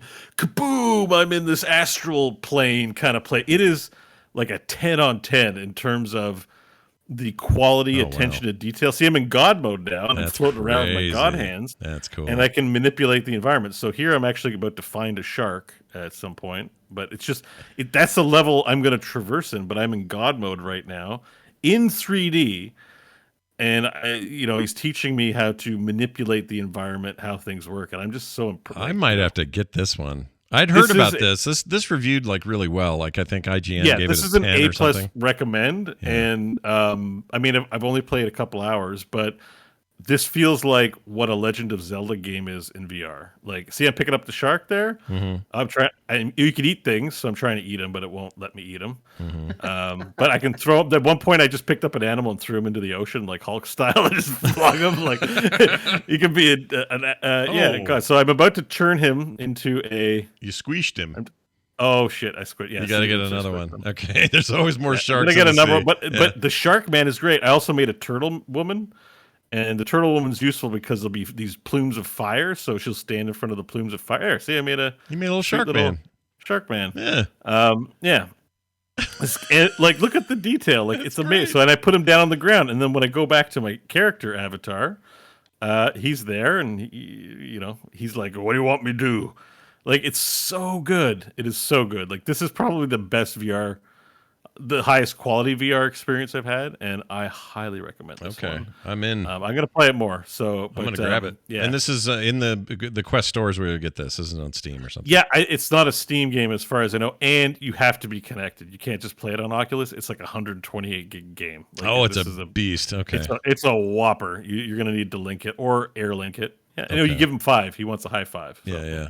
And are you you using controllers for this, or is it doing hand? The 2-hand controllers. Okay. Yeah. All right. Yeah. You see, he's got a talent breach and attack corkscrew, so you can command them to attack like Mass Effect style. He does things for you, and you always have a companion. So that's cool. Full quest system. It looks really good. I'm surprised. Yeah, you get a sword and board. I have a shield and a sword, and it's great. Here it is. The review on IGN, they said, Asgard's Wrath is a must-play action RPG for anyone who's ever had a semblance of curiosity about VR, and they gave it a 9.4. That's pretty strong. Yeah, no, it's look, in the Shark Man, you command him to bite on this corpse. He's going to he likes to eat. Yeah, he's going to hang off of it. He likes a corpse. And there your door's open. Yeah. Like these most VR games are like dingy versions of actual games. Like you said earlier, John, why would you want to do that? But this one is made with like high quality. I just don't know how long it is. It still might be short, like VR games tend to be. But good point. Yeah. I think Matt Mercer is voicing Loki. I'm not 100% sure, but it's shades of Mercer for sure in the Loki voice. It wouldn't surprise me if it was him, but I can't rightly tell. Chat room was thinking it was him though. Yeah, could be. Yeah. So great game. Very cool. We'll probably talk about it more. All right. I'll be picking up a rat soon if you want to watch me pick up a rat. Oh, you pick up a rat, do you? And feed it, and they feed it to the guy. Like you just pick up the rat and put it in the shark man's mouth, and then he heals, and he goes. Like you can actually put food in a man's mouth, and he eats it with your actual hands. And I'm like, this is awesome. Oh, look, he's going to fight these zombie guys for you. Yeah, I don't have a weapon yet, so I command him to attack, and then he's just gonna take care of them. Yeah. I mean, this looks like the most gamified game I've seen in VR. I'm not used to this. Yeah, it's not going for they simulation. Don't look like that. Yeah, it's going for it feels like a Zelda-ish type game. I got to scroll, put that in my pocket. You got? Did you petting the shark? Oh my lord! Yeah, so you can pet the shark. Yeah, I'm like, hello, buddy. Hello. Fantastic. He's so cute. Like he looks nasty, but also cute, and he's faithful and a good boy. Very cool. Asgard's Wrath, big thumbs up. So moving on to the next thing in the gallery of games, Everslot. Everslot is a game. I got a clip of that too. So lower your expectations on graphics and streamline what the game is. This is Doom meets Diablo in VR. It is awesome. It doesn't have a large variety of environments, but you move around quickly. You have a grappling hook, a sword, and a gun. And you heal yourself by charging up blood in your glove and then press it against your other glove. And everything has health bars and damage numbers fly out. And you just swing your sword, you get random loot, and you shoot and blow up things, and there are hordes of guys to kill. It's not the highest, we're not talking like an actual full AAA release quality. I think it's just these dingy levels. Yeah.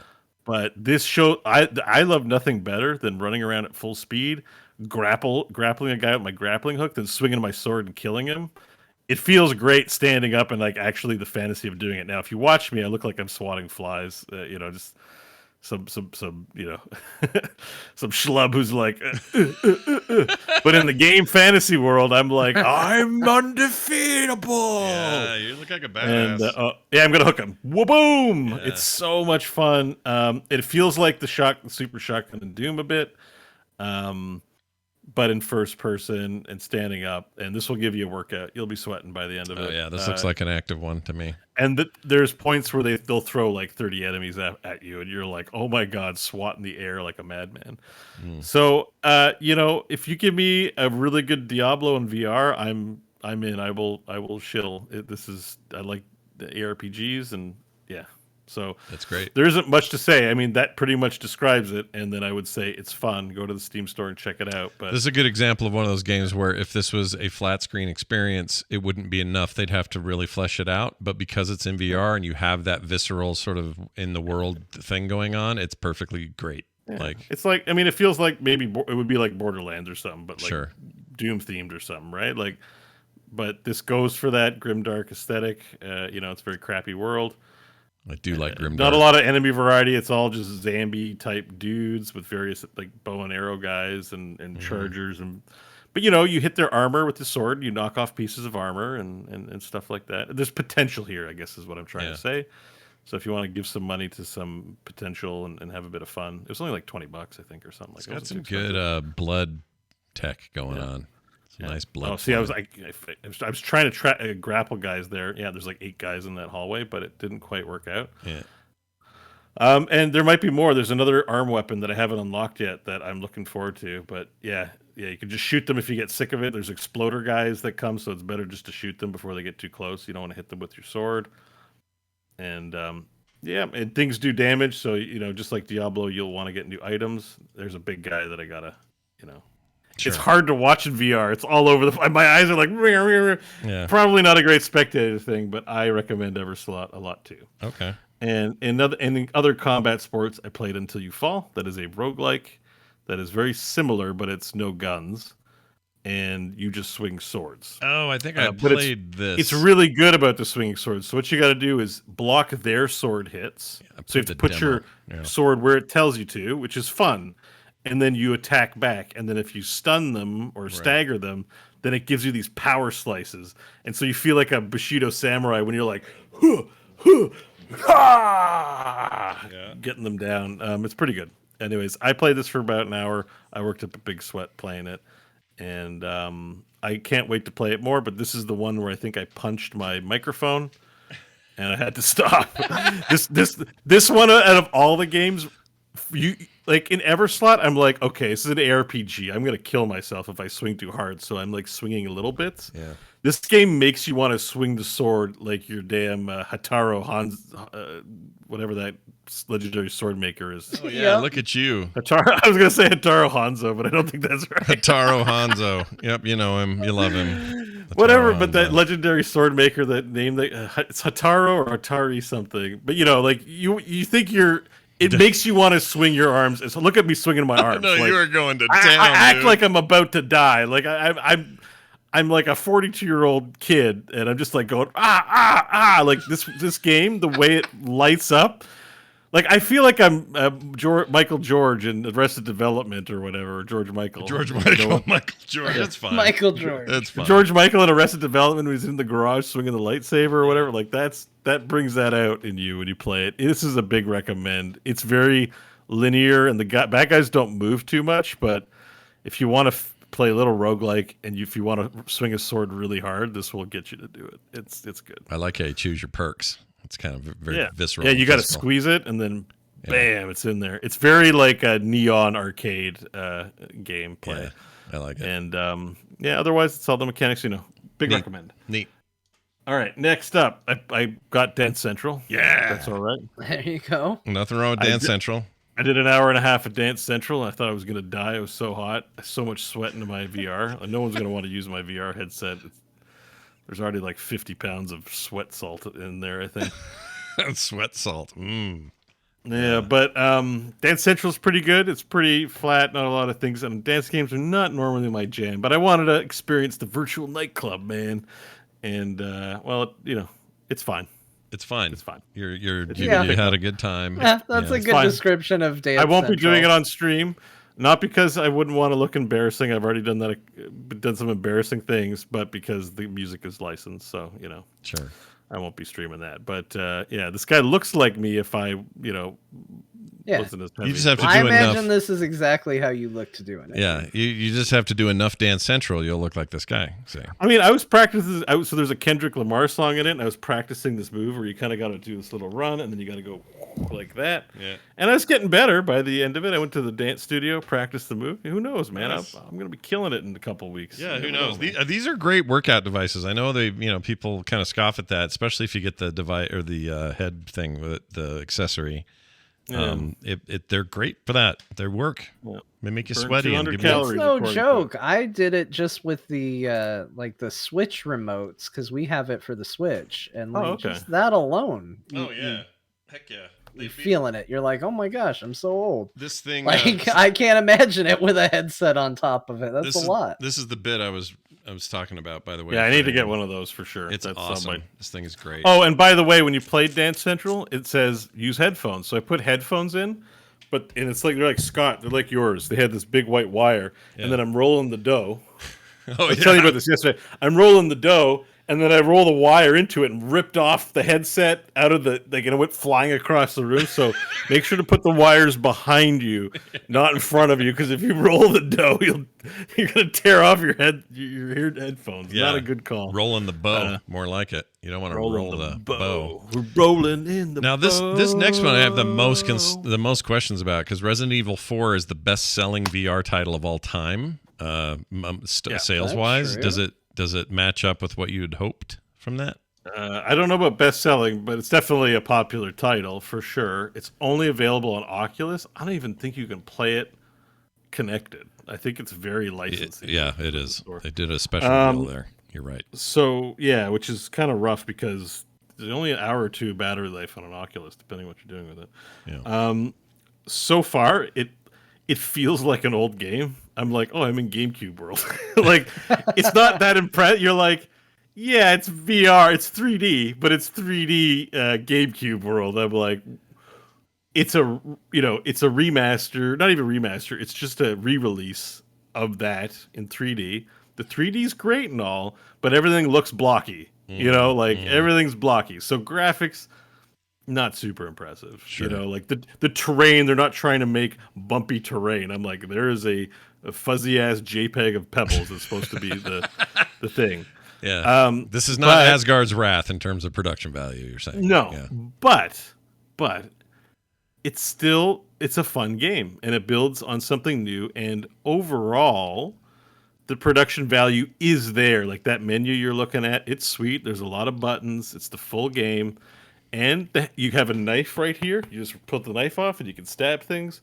You got the gun. You pop the ammo out. You put the ammo in. You go, and you can shoot. And you got all the stuff. You can open up the trunk and do inventory management. I've heard. 3D. So what I've heard is that this inventory management is the best it's ever been because you literally can, you're both handing inventory items and moving them around in real time. It's a whole new Tetris ball game. Yeah. Did you hear the news? Somebody did turn that into a puzzle game. No. Yeah, I saw that. Yeah, there's a Chorecore game that's inventory management. Shut up. Yeah, it's literally the Resident Evil 4 inventory, and you have to put things where they go to fit everything into a single inventory. That's wild. Oh, look at that poor lady's head. Yeah. All right. Yeah. This game is fun in VR. It just looks like an old VR game, even though they don't exist. I'm just like, I played this in VR in 1992. It's a step up from Dactyl Nightmare. Yeah. But one of the nice things they do is like, there's that Metal Gear Solid or Metal Gear like communicator screen. Well, that's now a phone that you pull out, so that's cool. It's just 2 images and dialogue, and the other thing that I'm not decided about too is picking things up is weird. So I'm used to games when stuff's on the ground, you kind of vacuum it up. But this, you kind of got to make it float up in front of you, and then you pick it up out of the sky. And I'm like, weird. Oh yeah, I'm in a video game. Like it's not really trying to give you a sensation of being like in some real place. It's like, so it feels a bit like playing the game in VR. Now I haven't played the game, so it's a new experience for me. I don't know if that's good or bad, but I like it so far, and I've played bits and pieces of it over the years, but because friends have owned it. But well, John, you would play this because it's got Leon S. Kennedy, and that's really your only marker. Yeah, I mean, being Leon is kind of like my ultimate dream. Yeah. So this is just this is dream making right here. Yeah, this is John's future. Somehow we're gonna get him but involved. The gun handle's nice though, and you see the dot and stuff. Like overall, it's good. Yeah, there's the knife stabbing the guy in the back of the neck. But it's just when you're in it, you're like, I'm in a video game world from whatever, not 2005 or something. Yeah. Yeah, but I don't know. It's still it's great. It's scary. Like it got tense because the sound design isn't perfect in that game either. So sometimes you don't hear the footsteps behind you, and you turn around, you're like, there's 15 zombie guys. Like, great. I'm scared. Like, that's what this game. I'm not a big fear guy, so sure. But, and you get into VR and everything's scarier. Like, they're like right in your face with an axe or something. Like, I can only imagine. I have a Steam VR key for 7. I should send you that, and then you should have to play that in VR. You have it. There's a Steam. Oh my god, you're gonna kill me. Doesn't that have the beehive vagina? Oh yeah, beehive vagina. Yeah, remember her? She shot bees out of her vajay. There's a VR version of that. It is game? built. It is built into it. That was the whole reason they did first person. It was designed for it. Yeah. Oh my god. Oh my god. I've got it. I'll find that key because you couldn't do it. Oh, I couldn't do it. He couldn't handle the non-VR version. Yeah, the non-VR version. Hold on. Let me be fair to Scott. He beat that. I did beat it, but it was not, and I could only do it with John there. I couldn't do it by myself. Scared the shit out of me. Not because John got all the strats or anything like that. It's just I needed another human being in the virtual room with me. I know. Shit on me. Take a shit on me. That game is scary as hell. But I didn't play it in VR, and I don't know if I could. But I bet you could. If you could do this 4 stuff, you could probably do 7. Well, 4's not that bad. I feel like I'm in a video game. 7. I might forget I'm in a video game. There's a chance I forget I'm in a video game at a certain point. I've seen you play it. I'm like, I don't know. It is possible. I guess so. If it brings, if it'll bring you guys to my Twitch stream, I don't react like Scott. I think you guys like the Scott. I think I'm just gonna be like, do you I got the same problem, man. As somebody who's played Resident Evil on stream, it's not interesting when I do. That's because you guys don't scream. You just laugh in the face of fear. John does this when he's afraid of something. It'll go blah, and he'll go. Yep. I do it. Pinnacle of reaction content. Somebody going. Ah. Yeah, I do it. That got me, guys. I was scared. This is literally what I do. That's what I do. So, beehive vagina or not, that's why people care about me screaming. I don't know why. It's weird. I don't know why I said beehive vagina. It makes it sound like I'm talking about my beehive vagina, which I don't have. All right, Bo, tell me about, you played some flat screen games. Yeah, what'd you play this week? I'm not going to spend too much time. I was back in Heroes. I spent an entire afternoon in Heroes on Monday and Sunday. It's nice to do that once in a while. Just get in there. I miss Heroes. Yeah. I don't know. You get in, you get your hooks. It gets the hooks into you, and I was trying it all the old Heroes. And what's hilarious? I never have to wait for a game. There are still a ton of people playing Heroes in the store. I mean, maybe not a ton, but not enough for me to ever have to wait for a quick match game. At least I don't know about ranked, but yeah. There are people hitting the Heroes hard. still. So there's players in there. If y'all and it's fun. I got some sweet kills, did some cool shit, and posted them on Twitter. Nice. That's what you do. Yeah. And I played some Valheim, and we're working on a cottage right now. That's happening there. We're in the plains. Go us. Plains are great. And still waiting for that Mistland content. Oh yeah, that's right. That's coming. And lastly, we're still working on Solasta. I've got 4 of the gems now. That game continues to be fun. Yeah. It continues to hold me back from playing beta at Baldur's Gate 3, but listen, I was watching Baldur's Gate 3 videos yesterday. I don't think I'm going to make it. You're going to have to cave and do it. I'm not going to make it, man. I just honestly, like, I don't think about death a lot, but I think about death when I think about not. If it happens and I don't get to play Baldur's Gate 3, I'm gonna be kind of sad if there's an afterlife. Like I made a comment about this on my stupid video today about the delay of Starfield. I just said my advice to people is don't die, so that you can be around to play it. I think it's something you hit 40 or so, and you just start everything's framed that way. You start thinking about your mortality, and you're like, everyone dies at some point, and so at some point there'll be a game or a movie I want to see that I'm not going to see. You're going to miss it. Like whenever I hear about somebody passing away, I'm like, oh, they didn't get to see Captain America Civil War. Yeah. I'm sad for them. They missed Endgame. I thought about that's people. Depressing. Who cares about movies? But I'm like, we love them. I thought about people between 2018 and 2019 who saw Infinity War but didn't get to see Endgame, and that was sad to me. Because you got to finish. You got to have the end. Yeah. And a lot of people died that year. That could be us for whatever's next. That could be us. I don't like it. I'll say this, Bo. Here's my cautionary tale to you. I once thought this way. I once thought as you do. And the last time I thought about this was, boy, I hope I don't die before Star Wars Episode 1 comes out. Well, okay. So...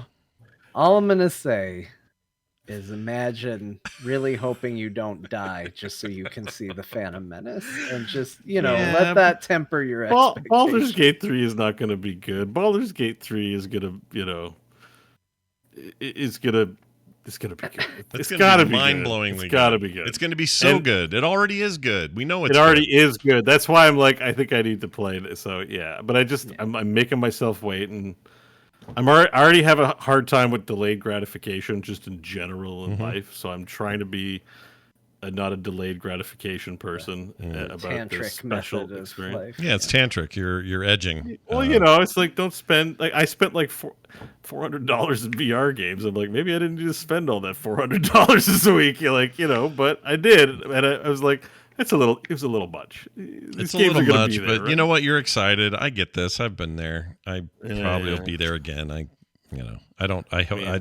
zero judgment for me. I think you're. Yeah. You might feel indulgent. And like to be fair, I'm not hurting for money. You got wonderful people that support the show. Sure. Have funded these poor choices, but I like to use that money in a way that is constructive to my life because I feel like that honors you better than just blowing it on hookers and cocaine. Yeah, you can actually bring it to the show and talk about it on the show. Absolutely. Yeah. But I still feel like okay, that's a bit much. Did you really need to buy Resident Evil 4 and play it for 50 minutes for $45? Like no. But I have it now, and I will play it at some point. Science. Anyways. Did it for science. Good job. Solasta is still a great. What do they call that? When you don't get your first choice, but your second choice. Like, it's a good. What do you call that? Runner up. Is that what you mean? It's a good runner-up. Yeah, I just meant to make more of a joke about it, but I can't remember the name. So, it's kind of a when you want to go out, when person A you want to go out on a date with isn't there, so you're a butthole and you call person B. Fallback. Yeah, it's like you know what it is. Fallback. It's a good fallback. Yeah. It's like, oh shoot, I really want a Dr. Pepper. All they have at Walmart is Dr. Thunder or Captain Thunder, whatever the hell it is. Yeah. Is it Captain Thunder? Yeah. I think it's Dr. It's your Thunder. fallback. and just Icarus in the chat. No, it's not sloppy seconds. No. That is something else completely. Stop it. No, if actually in this scenario, that would make Baldur's Gate your sloppy seconds, and that's not right. You know what I mean? Like that doesn't work here. Does not apply. Yeah, I don't think that works either, Scott. But let's No. not explain it. Yeah, We have nobody children needs to listening, know. I'm sure. Yeah. Kids, forget what everything you heard there. Strike We're it from the talking record. about ravioli, okay? No one wants to eat ravioli out of a bowl someone else ate. Why is it You worse? want a fresh bowl of your own fresh ravioli out of a Chef Boyardee can. Why is it And worse every now? child can relate to that, okay? It's so much worse now. Why is it worse? I don't know. I don't know. Yeah, it's just bad. It's just I saw a gotten- guy in Heroes, his name was Joey Ravioli, and it made my day. And I haven't stopped thinking about Joey Ravioli. I love that name. That's great. Yeah, that's a great name. It's no creamy armpit, but it's damn close. That's really good. All right. Speaking of other gross things. Oh, no, that's it. We're done. We did all the games. Speaking of a minute. What did you think we were going to talk about? I don't know where I was going to go. I guarantee you no more gross things for the last 120 seconds of the show. I promise Well, you that. I just want to know what that transition was going to be. I don't know. Now that we've talked Speaking past of it, gross things, I don't know what it was going to be. Video games. I don't know what it was gonna be. Hey, well, I can everybody. tell you what might be gross. My wife said there was a food truck today out near us, and so she grabbed me. Oh, nice. What are these? Looks like street tacos. you looked excited when you opened it. I am excited, but I now saw it's a cold. look of pure joy. Now it's nice and cold. So who knows? Is a cold taco better than nothing? Yes. The answer is yes. Yeah. Which also sounds gross for some reason. All right. Hey, patreon.com/core show is where you can go and support the show. Be like Ilix, I think is how you say this name.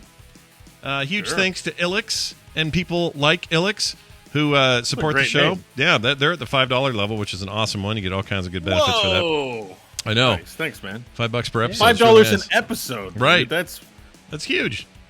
damn. Just think of the VR games you help Bo buy. It's amazing. Yeah, thank you, sir. Or ma'am. That's great. Thank you, sir or ma'am. Yeah.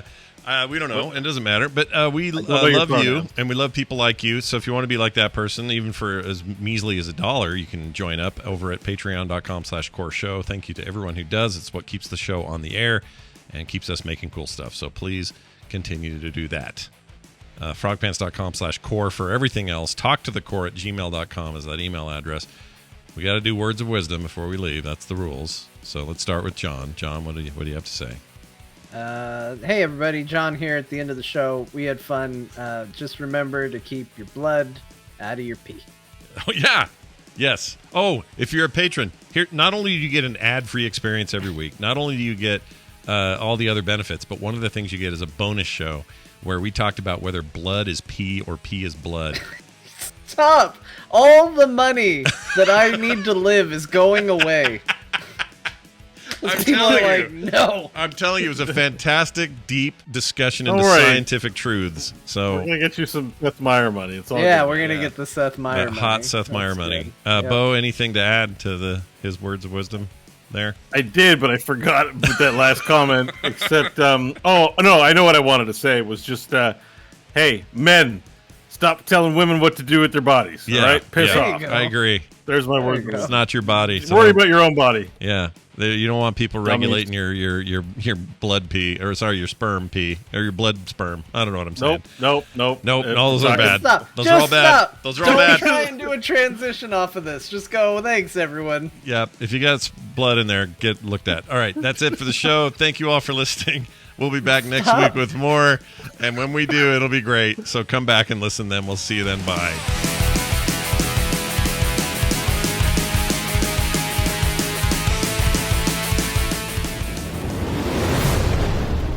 This show is part of the Frog Pants Network. Yes. Get more at frogpants.com.